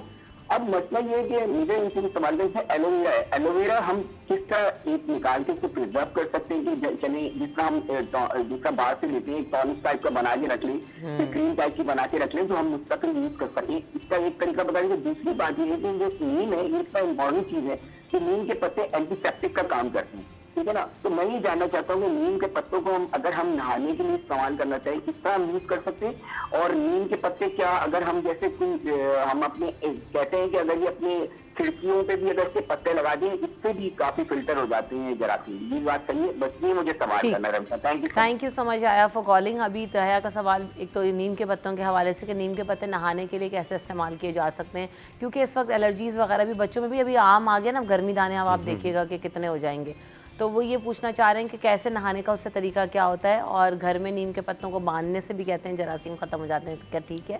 دیکھیں اگر پپیتے کا درخت اور نیم کا درخت آپ کے گھر پہ ہو تو آپ کا گھر جو ہے کافی بیماریوں سے محفوظ رہے گا۔ اچھا، یہاں اس کے بہت سارے بینیفٹس اور بھی ہیں، یہ مختلف قسم کے بیکٹیریاز کو بھی ختم کرتی ہے، اور اس کے علاوہ جس طرح وہ نہانے کے لیے کہہ رہے ہیں، آپ کم سے کم 2 مٹھی نیم کے پتے لیں تازہ، اسے ایک ٹپ پانی میں ڈالیں اور اس سے آپ نہائیں پانی سے۔ اس کو بوائل وغیرہ نہیں بوائل کرنا؟ کی ضرورت نہیں ہے، بس ایسے اس کے ڈال اجزاء دیں؟ کشید ہو جاتے ہیں، خود بخود ہو جاتے ہیں۔ اچھا، ہاں یہ بہت بہتر ہے، آپ اس سے نہائیں، شاور جیسے نہاتے ہیں عام طور پہ وہ کیجئے، آپ دیکھیے گا آپ کو ایک تو ٹھنڈک کا احساس ہوگا، اور ساتھ میں اسکن الرجیز وغیرہ بھی ختم ہوں گے، دانے وغیرہ بھی، گرمی دانے جو ہو جاتے ہیں، یہ اس کو بھی ختم کرنے میں مدد دیتی ہے۔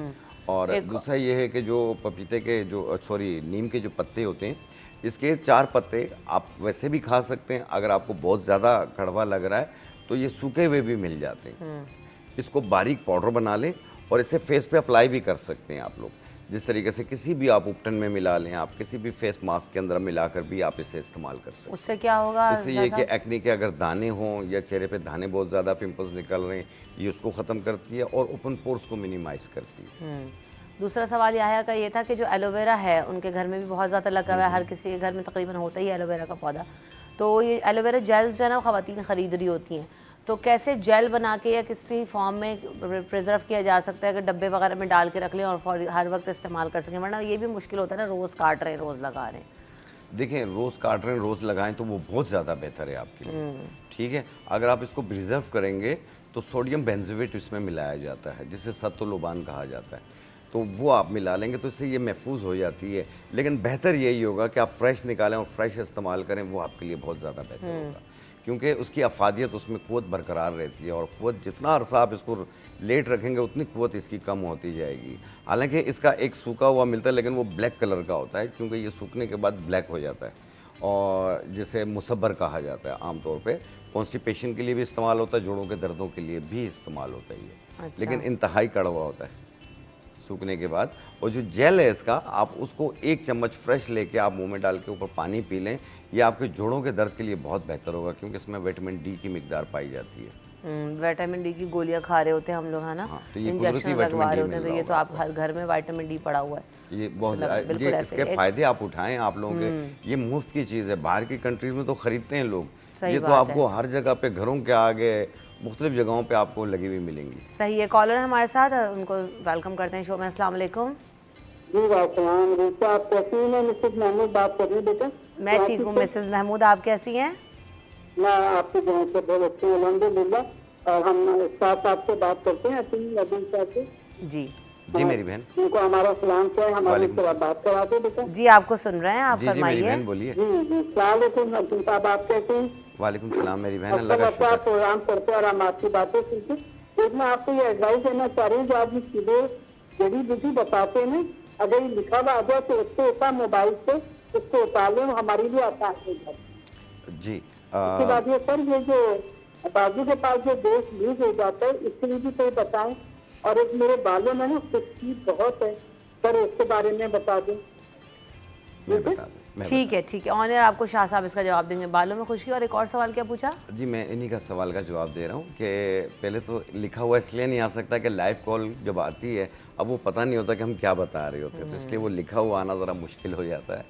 और दूसरी चीज़ ये है कि जो आपने बालों की खुश्की का कहा है कि उसको ख़त्म करने के लिए मैंने स्टार्ट के प्रोग्राम में कहा कमेला पाउडर ले लें आप, 1 चम्मच थोड़े से सरसों के तेल में मिला के सर पे लेप कर लें, 15-20 मिनट बाद सर धो लें आप देखिएगा 60% खुश्की ख़त्म होगी।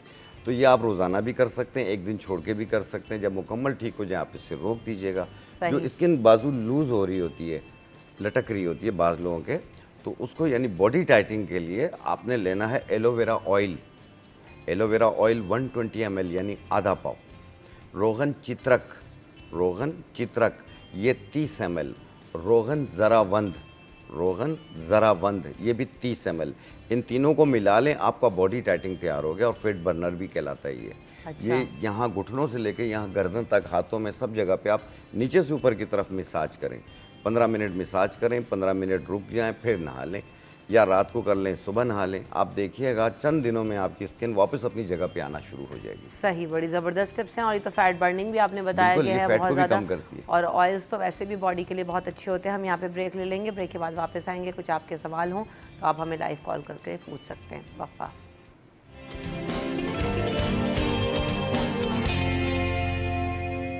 Welcome back in city eight 10। बात हो रही जनाब के कुदरती अज्जा से कैसे ख़ुद को जो है ना वो खूबसूरत बनाया जा सकता है। और अच्छी प्रोडक्ट्स तो यकीनन मार्केट में सारी अवेलेबल होती है, लेकिन अफोर्डेबिलिटी का भी इशू बहुत सारे लोगों के लिए होता है।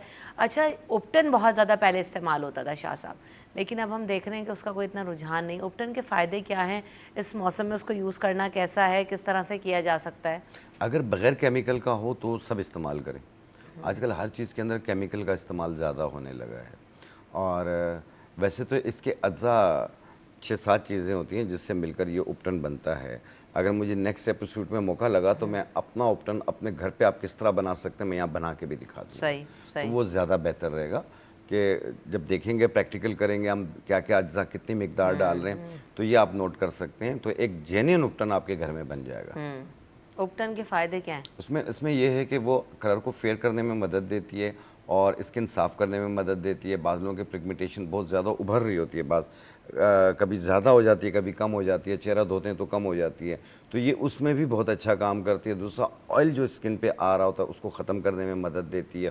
اوپن پورس کو منیمائز کرتی ہے کیونکہ اس میں کھجور کی گٹھلیاں ڈلتی ہیں جو کہ اوپن پورس کو منیمائز کرتی ہیں اور کلر کو صاف کرتی ہیں.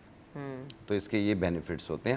اگر ایکنی وغیرہ نکل رہی ہو, کیونکہ ہر ایک چیز کا الگ اپٹن بنتا ہے, تو اس میں آپ نیم کے بیج پیس کے ڈال سکتے ہیں اس اپٹن کے اندر, جو کہ آپ کے ایکنی کے دانوں کو ختم کرتی ہے. اور عام طور پہ بھی جب بھی اگر سال 12 مہینے کے موسم ہوتے ہیں اس کے لگانے کے, ضروری نہیں ہے کہ سردی یا گرمی میں لگایا جاتا ہے. آپ پانی کا ٹیک زیادہ رکھا کریں, پانی زیادہ پیا کریں. اور اپٹن کو اگر آپ کی آئلی اسکن ہے تو ارک گلاب میں ملا کے لگائیں, اور اگر ایکنی کے دانے موجود ہیں تو ارک گلاب میں ملا کے لگائیں, اور اگر کلر فیئر کرنے کے لیے لگانا ہو تو صرف دودھ میں ملا کے لگائیں. ارک گلاب کو بھی آج کل جیسے آپ کیمیکلز کی بات کریں نا, اس کا بھی خالص ملنا ایک مشکل کام ہوتا ہے. نہیں, کسی اچھی برانڈ کا آپ لے لیں. اگر ارک گلاب آپ جیسے زبان پہ سے 2-4 قطرے ڈالیں گے تھوڑی دیر کے لیے زبان کو سن کر دیتی ہے. اچھا, جی ہاں, یہ اوریجنل ہوتی ہے. یہ ارک گلاب کی پہچان ہوتی ہے. یہ اس سے عطشہ ہوتی ہے, یعنی 3 مرتبہ نکالا ہوا. اچھا, جی ہاں, تو یہ اوریجنل ہوتی ہے. اور باقی اگر آپ کو عام طور پہ خوشبو دے رہی ہے اور کچھ ذائقہ فیل نہیں ہو رہا تو سمجھ جائیے گا کہ ایسنس لگا ہوا ہے. پانی میں ایسنس ملا کے ہاں, خوشبو ملا لی ہے بس, وہ استعمال ہو رہا ہے. یہ بھی ایک بڑا مسئلہ ہے نا کہ اچھی چیزیں ملنا بھی ایک مشکل کام ہوتا ہے. آپ کو ڈھونڈنا پڑتا ہے, آپ کو پروڈکٹ سرچ کرنا پڑتا ہے, کیونکہ پروڈکٹس میں بھی ہمارے یہاں دیکھ رہے ہیں کہ بہت زیادہ جو ہے نا وہ جال سازی ہے. جیسے جعلی کریمز بہت ہیں, جعلی پروڈکٹس بہت ہیں. کوئی بھی چیز اگر آپ لیں 2 پیسے زیادہ خرچ کریں, چیز اچھی لیا کریں. اب 2 پیسے کم ہونے کی وجہ سے آپ اپنے صحت کے ساتھ کمپرومائز نہ کریں. تو اس لیے میں تو جب بھی اکثر کہتا ہوتا ہوں کہ کوئی بات نہیں, مہنگا ہو لیکن چیز اچھی ہونی چاہیے. بالکل ایسا ہی ہے. نہیں تو پھر آپ نیچرل کی طرف چلے جائیں, یا خود جو ہے نا وہ اگر آپ بنا سکتے ہیں تو پھر بالکل ہی بیسٹ ہے. عام طور پہ اس موسم میں اور عام دنوں میں بھی آپ نے دیکھا ہوگا جن کا ویٹ زیادہ ہے ان کا سانس بہت زیادہ پھولتا ہے. چلتے ہوئے سانس پھولنا اور باڈی لوز ہو جاتی ہے, لٹک جاتی ہے. تو ویٹ کو کم کرنے کے لیے ایک بہت ہی انتہائی سستا نسخہ ہے. آپ نے لینی ہے صرف 3 چیزیں. آپ نے لینا ہے تخم کاسنی 1 چائے والی چمچ, مکو دانہ 1 چائے والی چمچ, لیمن گراس 2 ٹکڑے. انہیں 1.25 کپ پانی میں ڈال لیں اور ابال لیں. کہوا بن گیا. 1 ٹائم روزانہ پیا کریں. آپ دیکھیں یہ آہستہ آہستہ ورم کو بھی کم کرتی ہے, فالتو فیٹ کو بھی کم کرتی ہے. یہ آپ اگر 20-20 روپے کی بھی لے لیں گے تو 60 روپے میں یہ تینوں چیزیں کم سے کم 10-12 دن کی مل جائیں گی. زبردست, کتنا سستا اور کتنا آسان ہے. اتنی مہنگی کیپسولز آ رہے ہیں ویسے, ہے نا, ویٹ لاس کے بھی, اور آپ کو کتنا اچھا اور آپ نے سستا بتا دیا. یہ بہت ہی سستا ہے اور یہ 1 ٹائم روزانہ آپ پی کے دیکھیں, انشاءاللہ آپ کو بہت اچھا رزلٹ ملے گا. یہ وہ چیزیں جو ہم اپنے گھروں میں بھی یوز کراتے ہیں. ویری نائس, زبردست ٹپس شاہ صاحب آپ نے دیا. آپ کا بہت شکریہ, آپ نے ہمیں وقت دیا اور آپ آ جاتے ہیں اور اتنی مزے کی ٹپس لے کر آتے ہیں ساتھ میں. ہم یہاں پہ بریک کی طرف بڑھیں گے, بریک کے بعد حاضر ہوں گے اپنے اگلے سیگمنٹ میں.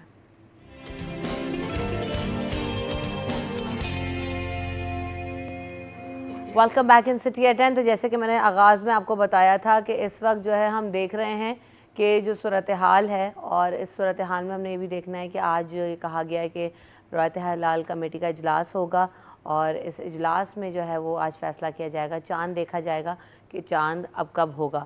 لیکن جب ہم ذی الحج کے مہینے کا آغاز کی بات کرتے ہیں تو یقیناً اس کے فضائل بہت زیادہ ہیں, اس کی اہمیت بہت زیادہ ہے, اور ہم یہ دیکھتے ہیں کہ جو پہلے 10 دن ہیں ان کی تو بہت زیادہ اہمیت ہے, اور اس میں کیا کرنا چاہیے, کن چیزوں پر زور دیا گیا ہے.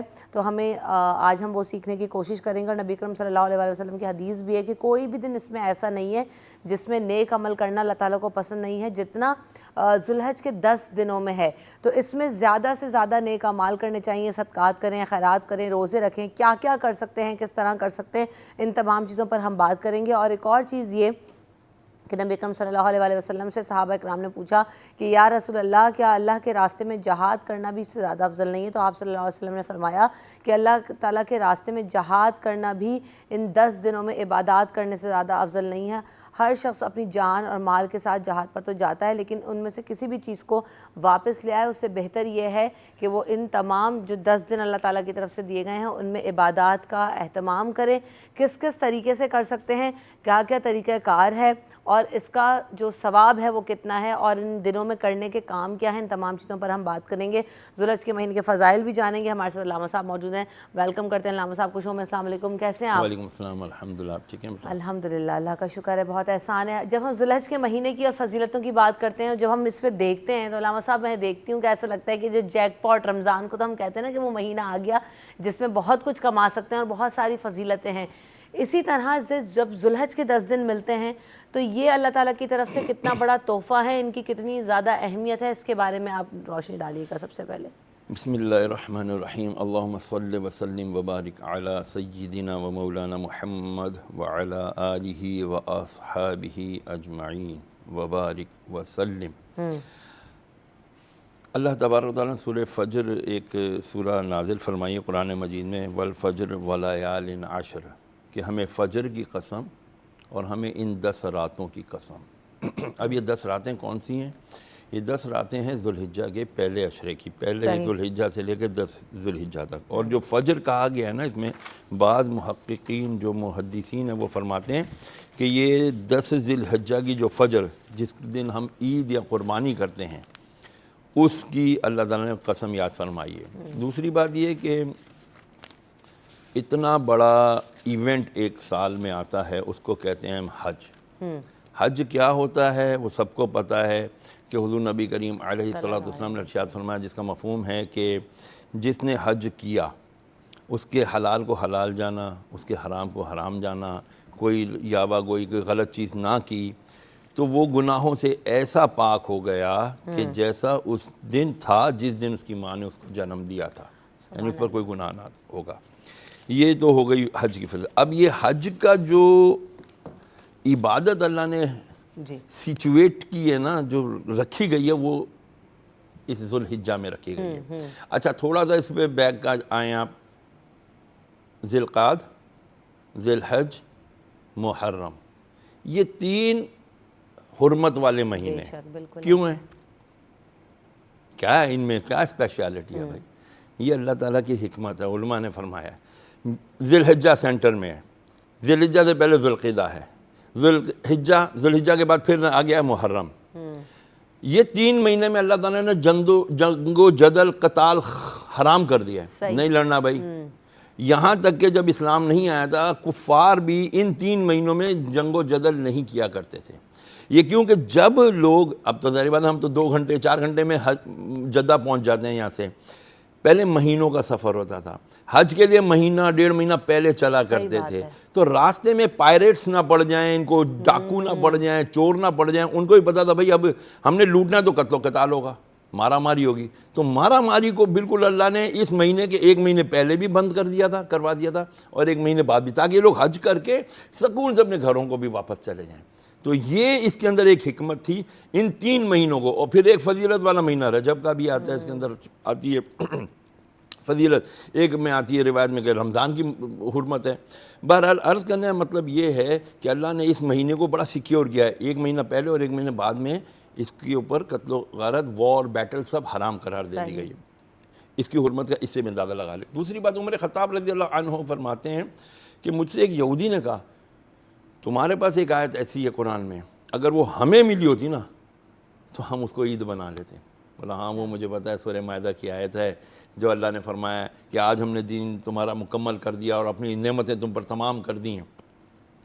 تو حضرت عمر خطاب کہتے ہیں ہاں مجھے پتہ ہے وہ آیت ہے، اور یہ اس وقت نازل ہوئی تھی جب میرے آقا علیہ السلام میدان عرفات میں کھڑے تھے، حج مکمل فرما رہے تھے، اور اللہ تعالیٰ نے اس وقت دین مکمل کر دیا تھا. اچھا اب ہم کہتے ہیں، ہم نے ابھی آپ نے انٹرو میں بتایا کہ جی ان دنوں میں، ان 10 دنوں میں، اچھا میں بڑا خوش ہوا، I was really glad to see کہ یار ایک اینکر نے اتنی اسٹڈی کی ہوئی ہے کہ جی ہاں یہ اتنا اس کے عمل، ان 10 دنوں میں جو اعمال ہیں ان سے زیادہ ثواب ہی کسی کا نہیں ہے. ان 10 دنوں میں زیادہ عمل کرنا چاہیے، نیک عمل کرنے چاہیے. کیوں ثواب نہیں ہے؟ اس کو یوں سمجھ لیجئے کہ کچھ بھی کر لو آپ کو مہنگی بجلی کا بل بھرنا ہے، یہ اس سے زیادہ مہنگا ہو نہیں. صحیح بات ہے. ان اے لائٹر موڈ. بلکہ میں تو کہہ رہی ہوں کہ ان 10 دنوں میں جو ہے نا زیادہ سے زیادہ بجلی کے بلوں سے چھٹکارا حاصل کرنے کی دعا کر لیجئے. ساری امت میں جو ہے نا مل کے کر لیں. بند کر لیں ہم نے. نہیں تو یہ بڑے بل بھائی اللہ تعالیٰ سے جو مانگیں گے وہ دے دے گا, جی بالکل جس نیت سے مانگیں گے وہ تو دے دے یہ گا. 10 راتیں 10 دن ایسے ہیں کہ اس کے اندر میجورٹی. اچھا ایک اس میں ابن ماجہ کی ایک روایت آتی ہے, میں چاہتا ہوں آپ کے پلیٹ فارم سے اس کی تھوڑی وضاحت ہو جائے. ضرور. ہمارے بڑے لوگ کہتے ہیں جی ناخن کاٹنا چھوڑ دیں اور بال لینا چھوڑ دیں اور یہ سب کچھ کرنا چھوڑ دیں. بالکل جی ہے ایسی روایت, لیکن اس کا بیک گراؤنڈ دیکھیں. اب میرے ناخن بڑے ہیں لیکن میں میل بھر گئی ہے, اب میں کہوں جی نہیں جی ابھی تو یہ 10 دن چل رہے ہیں میں تو نہیں کر سکتا, ایسا نہیں ہے. منع ضرور ہے. اور یہ مشابہت کا ایک صحابی تھے رضی اللہ عنہ, کہتے ہیں یا رسول اللہ صلی اللہ علیہ وسلم میرے پاس ایک بکری میرا دوست چھوڑ گیا, تو اب قربانی کے دن آگے میرے پاس تو ہے کچھ نہیں, تو میں کیا کروں, میں اس کی بکری قربان کر دوں اپنی قربانی کے لیے. حضور علیہ السلام فرمایا نہیں, وہ تو تمہارے پاس امانتاً رکھ کر گیا ہے, تو امانت میں تمہاری خیانت ہو جائے گی, تمہاری قربانی تم پر ویسے نہیں ہے. ہاں البتہ تم یہ کرو کہ جب ذوالحجہ کا مہینہ آئے تو تم پہلی سے لے کے 10 دن تک تم ناخن بال وغیرہ اتارنا چھوڑ دو, تو امید ہے اللہ تعالیٰ تمہیں قربانی کا ثواب عطا فرما دے گا. امید ہے تمہیں اللہ قربانی کا ثواب عطا. ہم سب نے, اب ہماری قوم کی آپ مینٹیلٹی دیکھیں, فرض نہیں پڑھنے, ہاں ناخن, حقوق العباد نہیں ادا کرنے, ماں باپ کا ادب احترام نہیں کرنا, بیویوں کے حقوق نہیں دینا, ان کے ساتھ لڑائیاں جھگڑے کرنے ہیں, بد اخلاقی کا مظاہرہ کرنا, نہیں جی ناخن نہیں کاٹنے. ابے بھائی انہائیجین ہو رہے ہو, برا لگ رہا ہے. اسلام تو نظافت و نصف الایمان, وہ طہارت نصف الایمان ہے بھائی, صفائی نصف ایمان ہے. آپ اگر گندگی ہو رہی ہے, انہائیجین ہو رہا ہے, تو بھائی اس کو کاٹ دو, گناہ کوئی نہیں ہے. یہ تو آپ نے اس کو فرض پکڑ لیا, کروشل بات کر دی, کیونکہ یہاں پہ تو نہیں, یہ فائن لائن ہم لوگ بنا لیتے نا ہر جگہ پر, کہ بس اب ایسا ہے تو ایسا ہی ہے. آپ اس میں شاید بہتر تصحیح کریں گے, میری نالج کے مطابق تو یہ مستحب اور سنت عمل ہے. آپ اڈاپٹ کریں گے, مستحب ہے. مستحب کیا ہوتا ہے, ہمیں آج یہ بھی کلیئر کر لینا چاہیے. وہ عمل جو حساب کتاب میں بھاری ہو, مستحب اس طرح آتا ہے, وہ عمل جو حساب کتاب میں بھاری ہو, یعنی اس کا فضیلت ہو, صحیح عام عمل نہ ہو, اس کو مستحب کہتے ہیں. اس سے آگے چلے جاتے ہیں تو سنت غیر موقدہ آ جاتی ہے, پھر موقدہ آتی ہے, پھر اس کے بعد واجب آتا ہے, پھر اس کے بعد فرض آتا ہے. سنت بھی نہیں ہے, نہیں سنت بھی نہیں ہے. یہ نبی کریم علیہ السلام سے یہ 10 دنوں میں ناخن نہ کاٹنا یہ ثابت نہیں ہے. اچھا حضور نے فرما دیا, سرکار کا اتنا قول زیادہ مبارکہ چل ہے. رہا ہوتا ہے, ہم دیکھ رہے ہوتے ہیں انفارمیشن بھی اس حوالے سے بہت زیادہ اوور فلو ہو رہی ہوتی ہے کہ جی اب جی چاند نظر آ جائے گا, آج سب کچھ آج ہو جائے گا, نائیوں کے بعد میں یہ موبائل پہ بھرا ہوا ہے, صبح سے آ رہے ہیں جی یہ ہو گیا وہ ہو گیا. آج چاند دیکھیں گے تو اس سے پہلے کر لیں. ہماری قوم کو پتہ ہے کس طرف لگا دیا گیا, ٹرک کی بتی کے پیچھے. بس جی جو میں جب پہلی مرتبہ حرمین طیبین گیا نا عمرے کے لیے, تو مجھے ایک صاحب نے بڑی خوبصورت بات کی تھی. اس نے کہا تھا شہریار بھائی وہ افضل خان ہے نا, افضل, کہا افضل کون؟ کہتا افضل کو پاکستان میں چھوڑ کے جانا. میں کہا کیا مطلب؟ کہتا تمہیں بے شمار لوگ ابھی فلائٹ میں بھی ملیں گے, ایئرپورٹ پہ بھی ملیں گے, یوں کر لو اس کا یہ کام افضل ہے, یہ افضل ہے, یہ افضل ہے. تم افضل میں فرض بھول جاؤ گے. ہم افضل کے چکر میں جو نا فرض بھول جاتے ہیں. صحیح بات ہے, یہ بڑی اہم بات ہے, ہمیں فرائض سے دور کر دیا گیا ہے. آپ دیکھیں پلان دیکھیں, ڈیوائیڈڈ رول کا یہی بنیادی اصول ہے کہ بھئی ان کو بنیاد سے ہٹا کے فروعات میں ڈال دو. وہ یہ کرنا تو یوں تھا اور یوں تھا. آپ دیکھیں جو ہم نوافل پڑھنا بڑے اچھی بات ہے, جو شب برات کے 6 نوافل مغرب میں کہاں سے لوگ بھاگ بھاگ کر آتے ہیں, کہاں وہ جی نفل نہیں پڑھے میں نے, جلدی سے میں نفل پڑھوں. اور بھائی مغرب کے فرض پڑھے, ہاں وہ تو نہیں پڑھے. اور بھائی خدا کے بندے ڈیوٹی چھوڑ کے تم اوور ٹائم کرنے جا رہے ہو, تمہیں کچھ نہیں ملنے والا. ہاں بالکل ایسا ہی ہے. اچھا اب یہ بات آ گئی نا, ہم اوور ٹائم کی بھی بات کر رہے ہیں. اللہ تعالیٰ نے بہت سارے وقت ایسے دیے ہیں, بہت سارے اوقات ایسے دیے ہیں اللہ تعالیٰ نے, کہ جن میں اللہ تعالیٰ سے جو مانگا جائے, جو طلب کی جائے, اچھی نیت کے ساتھ کی جائے تو وہ پورے ہوتے ہیں. اور ان میں یہ 10 دن کا اور مختلف ایام, ذی الحج کا دن بھی آئے گا جس دن حج ہوگا, اس دن بھی بہت ساری عبادات کا اہتمام ہوتا ہے, دعائیں مانگی جاتی ہیں. سب سے اچھا طریقہ کیا ہے؟ ہم کہتے ہیں نا جی 10 دن کے ابھی روزے رکھ رہے ہیں, ابھی ہم دیکھیں گے روزے رکھنے کا بھی آغاز ہوگا, اور بہت اس کی زیادہ فضیلت بھی ہے. روزے رکھ سکتے ہیں, جو نہیں رکھ سکتے وہ کیا کر سکتے ہیں؟ دعائیں مانگیں, نوافل ادا کریں, قرآن پاک کی تلاوت کی جائے. کیا طریقہ عبادت اختیار کی جائے؟ میں نے داؤد صاحب پہلے ہی عرض کیا تھا نا کہ ہم نا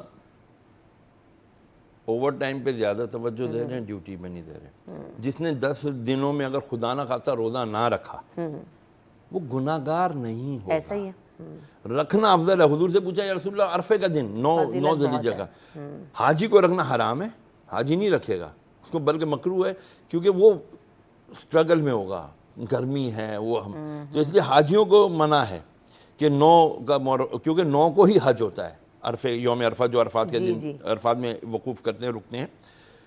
تو فرمایا کہ اگر جس نے 9 عرفے یعنی عرفے کا دن کا روزہ رکھا، اللہ تعالیٰ سے امید ہے 1 سال پہلے اور 1 سال آنے والوں کے، یہ 2 سالوں کے روزے رکھنے کا ثواب اس کو عطا ہوگا۔ ایک تو فضیلت یہ بیان یہ بھی ایک فرمایا کہ 1 سال پہلے کے اور ایک آنے والے سال کے گناہ اللہ اس کے معاف کر دے گا۔ یہ صغیرہ گناہوں کی طرف ہوتا ہے، کبیرہ گناہ نہیں۔ اچھا، اب جس نے نہیں رکھا وہ بیچارہ ڈپریشن میں آتا ہے، ماں بہن بھائی تو نے روزہ نہیں رکھا، تو نے روزہ نہیں رکھا، تو نے بال کاٹ دیے، تو نے ناخن کاٹ دیے۔ بھائی گناہ نہیں ہوا، یہ وہ اعمال ہے جو کرنے دے۔ کہتے ہیں نا، کسی بزرگ سے پوچھا تھا ایک نوجوان نے، حضرت صاحب بتائیں شب قدر کون سی رات ہے؟ فرمایا بیٹا جس رات کی تو قدر کر لے نا وہی شب قدر ہے، جس رات کی تو قدر کر لے وہی شب قدر ہے۔ تو ہم جو ہیں ان چکروں میں پڑ گئے۔ دیکھیں عبادات کریں، جی ایسا ہی ہے، کرنی چاہیے، بالکل۔ جتنا وقت وہ جو دم غافل سو دم کافر، بابا سلطان باہو رحمۃ اللہ فرماتے ہیں کہ جو اللہ کی یاد سے غفلت میں لمحہ گزرا، سانس گزری نا، وہ کفر میں گزری ہے۔ بالکل ایسا ہی ہے۔ اچھا، ہر سانس پہ یہاں تو یہ کہ آپ کے منہ سے جو اچھا کلمہ نکلے گا، آپ تسبیح کریں گے، آپ جو بھی عبادت کریں گے، آپ کو اس پہ ثواب کتنا زیادہ ملے گا، کتنے گناہ ملے گا، کیا اس حوالے سے بھی کوئی احکامات ہیں؟ ان تمام چیزوں پر بھی ہم بات کریں گے، لیکن پہلے بریک لے لیتے ہیں، بریک کے بعد واپس آگے ان پہ بات ہوگی۔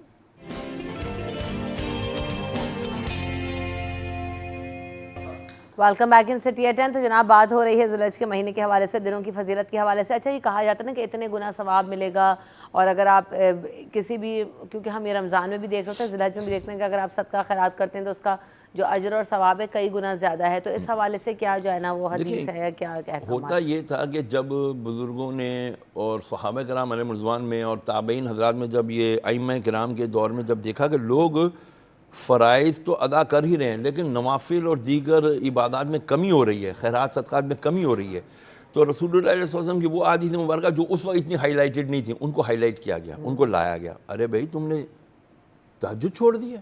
نبی علیہ وسلم فرمایا اس وقت تو ضرور بھی ضرور اللہ سنتا ہے، تو لوگ پھر تہجد کی طرف راغب ہوئے۔ تو اب وہ معاملات آئے۔ دیکھیں ہر چیز کی ایک بنیاد ہوتی ہے، زمین، جب زمین مضبوط ہوتی ہے تو زمین کے اوپر قائم ہونے والا درخت بھی مضبوط ہوتا ہے۔ نوافل جو ہے نا، نوافل آپ کے سنتوں کو مضبوط کرتی ہیں۔ جب آپ کی سنتیں مضبوط ہوتی ہیں تو آپ کے واجب مضبوط ہوتے ہیں، جب آپ کے واجب مضبوط ہوتے ہیں تو آپ کا فرض مستحکم رہتا ہے۔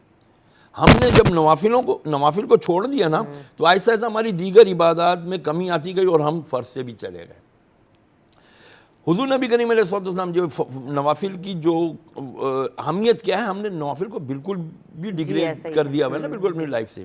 حضور علیہ السلام سے پوچھا، حضور نے پوچھا سر ربیعہ، تو ایک دن دریا رحمت جوش میں آیا، تہجد میں وضو کرا رہا تھا ربیعہ رضی اللہ عنہ، تو حضور نے فرمایا سر ربیعہ سوال کر کیا چاہتا ہے؟ عرض کیا رسول اللہ جیسے یہاں آپ کی رفاقت ہے، آپ کی خدمت کروں، جنت میں بھی اسی طرح آپ کی خدمت کرتا ہوں۔ فرمایا عطا کیا اور مانگ، پھر یہی مانگا، عطا کیا اور مانگ، پھر یہی عرض کی، تو حضور نے فرمایا اچھا اب ربیعہ یاد رکھ، تجھے جنت مل گئی، جنت میں میری رفاقت عطا کر دی، لیکن یاد رکھنا اب تو نے نوافل کی کثرت کر کے میری کمر مضبوط کرنی ہے۔ میں کل کہہ سکوں یا اللہ دیکھ یہ بندہ، اس کو کہا تھا نفل پڑھنا ہے، نفلیں پڑھ کر آیا ہے، تو نفل پڑھنے سے اللہ کی قربت ملتی ہے اصل میں۔ تو ہم جو پڑھتے ہیں نوافل کی کثرت کرتے ہیں، نوافل کے اتنے فضائل بیان ہوتے ہیں کہ ہمیں بعض دفعہ لگتا ہے یار یہ تو فرضوں سے بھی زیادہ ہے۔ بھائی فرض تو فرض ہے، نوافل کو اٹریکٹ کیا جاتا ہے آپ کو کہ اس میں یہ کرو گے اتنا ثواب ملے گا انشاءاللہ العزیز۔ بالکل ایسے۔ یہ کالر بھی ہمارے ساتھ، ان کو شامل کرتے ہیں۔ السلام علیکم۔ ہیلو السلام علیکم۔ وعلیکم السلام جی، کون صاحبہ ہیں، کہاں سے بات کر رہی ہیں؟ جی میرا سوال یہ ہے کہ مجھے یوم عرفہ کے حوالے سے پوچھنا تھا کہ پاکستان میں یوم عرفہ کب ہے؟ مطلب جیسے کہ سعودیہ میں تو ہم دیکھتے ہیں ہم سے ایک دن پہلے ہی ہو جاتا ہے، تو ہم جو اس کی مقبول دعائیں وغیرہ ہیں تو وہ ہم سعودیہ کے حساب سے مانگے یا ہم اپنے پاکستان کے حساب سے مانگے؟ ٹھیک، یہ ایک بڑا جو ہے نا مسئلہ ہے، یہ ہر سال ہوتا ہے۔ اس طرح روزے میں بھی ہوتا ہے نا، روزہ کس دن رکھنا ہے، اب 9 کا کوئی رکھنا چاہ رہا ہے، وہ سعودی کے حساب سے رکھ رہا ہے، پاکستان کے حساب سے، پھر تو کیا کریں ہم؟ دیکھیں ہر ملک کا اپنا نظام ہے، اپنا طریقہ کار ہے، وہاں پر رویت ہلال کمیٹی ہوتی ہے، وہ رویت کا مطلب دیکھنا۔ جی جی۔ اب پاکستان کا 9 جو ذوالحجہ ہوگا یعنی یوم عرفہ ہوگا، وہ اس دن وہاں عید ہوگی سعودیہ میں۔ ہمارے یہاں جب 8 ذی الحجہ ہوتا ہے تو سعودی عرب میں عرفہ یوم عرفہ ہوتا ہے، 9 ذی الحجہ ہوتا ہے، اور 9 ذی الحجہ کو ہی اصل میں حج ہوتا ہے۔ 9 ذی الحجہ کی فجر سے لے کے غروب آفتاب تک اگر کوئی شخص میدان عرفات کے اندر داخل ہو گیا اس کی حدود کے اندر, کوئی عبادت نہیں کی, صرف داخل ہو کے نکل آیا, وہ حاجی ہو گیا. اس کے لفظ کے نام کے ساتھ حاجی لگا سکتے ہیں. اللہ میں سچا حاجی بنائے, پاجی نہ بنائے. اچھا جی, پاجی تو یہاں پاکستان میں بنا دیا نا آپ کو. اچھا جی, تو پاکستانی پریشان نہ ہوا کریں. ہم کوئی سعودیہ کی ڈیٹ پر تھوڑی اپنا بل جمع کرانے جاتے ہیں, یہیں کی ڈیٹ پہ جمع کراتے ہیں. تو یہیں کی ڈیٹ کو مقدم رکھا جائے گا, یہاں کا ہی اعتبار کیا جائے گا. پاکستان میں جب 9 ہوگا, جیسے آج بیٹھ گئے, کل اگر یکم ہو گئی سیٹرڈے کو, اگلی سیٹرڈے کو 8 ہو جائے گی, ٹھیک ہے, تو سنڈے کو 9 ہوگی ہماری. اگر ہم اپنے حساب سے 9 کا روزہ رکھیں گے اور اسی طرح سے سنڈے کو وہاں پر عید ہو جائے گی, ہمارے یہاں منڈے کو عید ہو جائے گی انشاءاللہ. ٹھیک ہے نا. تو پاکستان کے اعتبار سے یوم عرفہ منائیں, اس دن ہی ہم یوم عرفہ کا روزہ رکھیں, آپ کو انشاءاللہ 2 سال کے روزوں کا ثواب مل جائے گا انشاءاللہ. انشاءاللہ 2 روزے رکھنے, کہتے ہیں نا 2 روزے رکھنا ضروری ہے. ایک اچھا یہ بھی کلیئر کر لیں, بہت اچھا سوال ہے. اگر آپ نے جمعے کا روزہ رکھا ہے تو رکھیں, بہتر ہے کہ اس کے ساتھ جمعرات ملا لیں یا بعد میں ہفتہ ملا لیں. ایک اکیلا روزہ کیوں نہیں رکھنا چاہیے, اس کے پیچھے بھی دلیل ہے. حضور نبی کریم علیہ السلام نے جب یوم عاشور کا 10 محرم کا روزہ رکھتے دیکھا یہودیوں کو, پوچھا بھائی تم نے کیوں؟ بولا جی اس دن فرعون سے نجات ملی تھی, ہم خوشی میں یوم عاشور کا روزہ رکھتے ہیں. تو حضور نے فرمایا موسیٰ کو تو ہم تم سے زیادہ محبت کرنے والے, ماننے والے ہیں. تو حضور نے فرمایا ہم بھی یوم عاشور کا روزہ رکھیں گے, اور اگلا آئندہ سال اگر میں زندہ رہا تو ہم اس کے ساتھ ایک دن اور ملائیں گے تاکہ تمہاری مخالفت ہو جائے. یا تو عاشور 9 اور 10 محرم کا روزہ رکھیں, یا 10 اور 11 محرم کا روزہ رکھیں. اسی طرح آپ عرفے کا رکھیں گے تو 8 اور 9 کا رکھ لیں, کیونکہ 10 ذی الحجہ 10 سے لے کے 12 تک 3 دن تو حرام ہے, وہ روزے نہیں رکھ سکتے آپ, بلکہ 4 دن حرام ہے. ٹھیک ہے نا. تو 4 دن یہ یوم ذی الحجہ کے, اور 1 دن یوم عید الفطر کا, یہ 5 روزے حرام ہیں, اس دن نہیں رکھے جاتے. باقی آپ ایک روزہ رکھیں تو بھی ثواب ملے گا, گناہ کوئی نہیں ہے. اگر ایک روزہ نہیں ملایا, بہتر ہے اس کے ساتھ ایک روزہ ملا لیں. ویسے عرفے کے ساتھ ایسی کوئی شرط نہیں ہے, آپ 9 ذی الحجہ کا ایک روزہ بھی رکھ سکتے ہیں, یعنی کوئی بالکل کوئی ضروری نہیں اس کے ساتھ دوسرا بھی ملائیں. آپ ایک سے پہلے ملائیں, پورے ہی رکھیں, 1 سے لے کے 9 تک رکھیں, بڑی فضیلت ہے. کوئی خاص دعائیں کو اہتمام بتایا گیا, کس طرح سے کرنا ہے, کیا پڑھنا ہے, یہ بھی سمجھ نہیں آ رہا ہوتا نا. دیکھیں تسبیح آج کل بہت عام ہو گئی ہے, بڑی ای تسبیحیں آ گئی ہیں, ٹک ٹک ٹک والی آ گئی ہیں, بڑے آج کل کاؤنٹرز آ گئے ہیں, وہ ہر وقت انگلی پہ لوگوں نے انگوٹھی کی طرح پہنے ہوئے ہوتے ہیں. بھائی ایک اللہ تبارک تعالیٰ کے حبیب علیہ السلام نے فرمایا, جو ایک کلمہ ہے نا لا الہ الا اللہ, یہ آدھا نامہ اعمال بھر دیتا ہے. اور فرمایا سبحان اللہ و بحمدہ, یہ جس نے پڑھا سبحان اللہ العظیم, یہ جو ہے نا آدھا اس کو بھر دیتا ہے. اچھا اس طرح لا الہ الا اللہ, اسی طرح محمد رسول اللہ علیہ وسلم پورا کلمہ شریف پڑھ لے, سبحان اللہ و بحمدہ پڑھ لے, یہ فرشتوں کی تسبیح ہے. اللہ اکبر, یہ زمین اور آسمان کو بھر دیتا ہے. بس جتنا ہو سکے ان تسبیحات تحلیلات سے اپنی زبان کو تر رکھے, اللہ اکبر کرے, درود و سلام پڑھے. تکبیر جو ہے نا بہت زیادہ کی جاتی ہے نا, تکبیر بہت زیادہ, تکبیرات تشریق جو ہے نا, اللہ اکبر اللہ اکبر اللہ اکبر, لا الہ الا اللہ اللہ اکبر اللہ اکبر وللہ الحمد. یہ 9 ذی الحجہ کی فجر سے لے کے 13 ذی الحجہ کی عصر تک ہر نماز کے بعد کم از کم ایک بار پڑھنا ہر مسلمان پر واجب ہے. مردوں پر بلند آواز سے, خواتین کو ہلکی آواز سے پڑھنا یہ واجب ہے, یہ ضرور پڑھنا چاہیے. اگر کوئی بھول گیا پڑھنا تو گناہ نہیں ہے, نہ اس کا کوئی قضا ہے. بہرحال جتنا ہو سکے یہ والے کلمات پڑھتے رہیں, ان کو کلمہ تشریق کہتے ہیں. جب عید کی نماز پڑھنے کے لیے بھی مرد حضرات نکلیں تو یہ والے کلمات کہتے رہیں کہ یہ ہے کیا, اللہ اکبر اللہ اکبر, اللہ کی کبریائی بیان کی جا رہی ہے. لا الہ الا اللہ, کوئی عبادت نہیں کرنے سوائے اللہ کے, واللہ اکبر سوائے اللہ کے, اور اللہ ہی بڑا ہے, وللہ الحمد, اور اسی کی حمد اور اس کی ثنا ہے. ہمارے یہاں ایک میں چاہتا ہوں کہ لوگوں سے عرض کروں, جب بھی کوئی وظیفہ کریں یا کوئی بھی آیت پڑھیں وظیفے کے طور پر, خدا کے لیے اس کا ترجمہ ضرور مد نظر رکھا کریں. ہمیں فون کرتا حضرت صاحب 21 دن ہو گئے پڑھ لیا, کچھ بھی نہیں ہوا. کیا پڑھا تھا بھائی؟ یہ پڑھا تھا, اس کا مطلب پتہ ہے؟ نہیں. تو یار تجھے پتہ ہی کچھ نہیں ہے تو ایویں جا کے سڑکیں کھودنا شروع کر دے گا تو پانی تھوڑی نکلے گا بھائی. بالکل ایسا ہی. تو سمجھنا چاہیے ہر چیز کو. آج کی شو میں آغاز میں تو آپ نہیں تھے لیکن ہوتے تو آپ بہت زیادہ انجوائے کرتے آج کی کہانی کو. آج کی کہانی میں بھی ہم نے یہی بتایا تھا, سب سے پہلے ہم اپنے شو کا آغاز کہانی سے کرتے ہیں, تو علامہ صاحب اس میں کہانی بھی یہی تھی, اور آج اختتام بھی وہیں پہ کروں گی اپنے شو کا, کہ جو علامہ صاحب نے بات کی کہ آپ پڑھ کیا رہے ہو, تو وہ جو چرواہا تھا وہ بسم اللہ الرحمن الرحیم کو ایسے پڑھتا تھا کہ اس نے یہ بات باندھ لی تھی اپنے پلو سے کہ جی میں اگر بسم اللہ الرحمن الرحیم اللہ تعالیٰ کو کسی بھی کام کے آغاز میں اس کا نام لوں گا تو میرا کام خراب نہیں ہو سکتا, وہ میرے سارے کام کروا دے گا. تو اس توکل کے ساتھ, یقین کے ساتھ, بامعنی ہو کر وہ بسم اللہ پڑھا کرتا تھا اور وہ دریا عبور کر لیا کرتا تھا. تو اسی لیے اگر آپ کو بھی دریا عبور کرنا ہے تو جو بات علامہ صاحب نے کہی کہ جی سمجھیں کہ آپ کر کیا رہے ہیں, آپ 12 روزے بھی رکھ لیں لیکن آپ فضیلت کو نہ سمجھیں, آپ خلوص دل کے ساتھ, خلوص نیت کے ساتھ نہ کریں, اور عبادات اور فرائض کا اہتمام نہ کریں, تو پھر سب یقیناً بیکار ہے. علامہ صاحب آپ نے وقت دیا, آپ کا بہت شکریہ. ہمیں دیجیے اجازت, اپنا خیال رکھیے گا. اللہ نے کے بعد.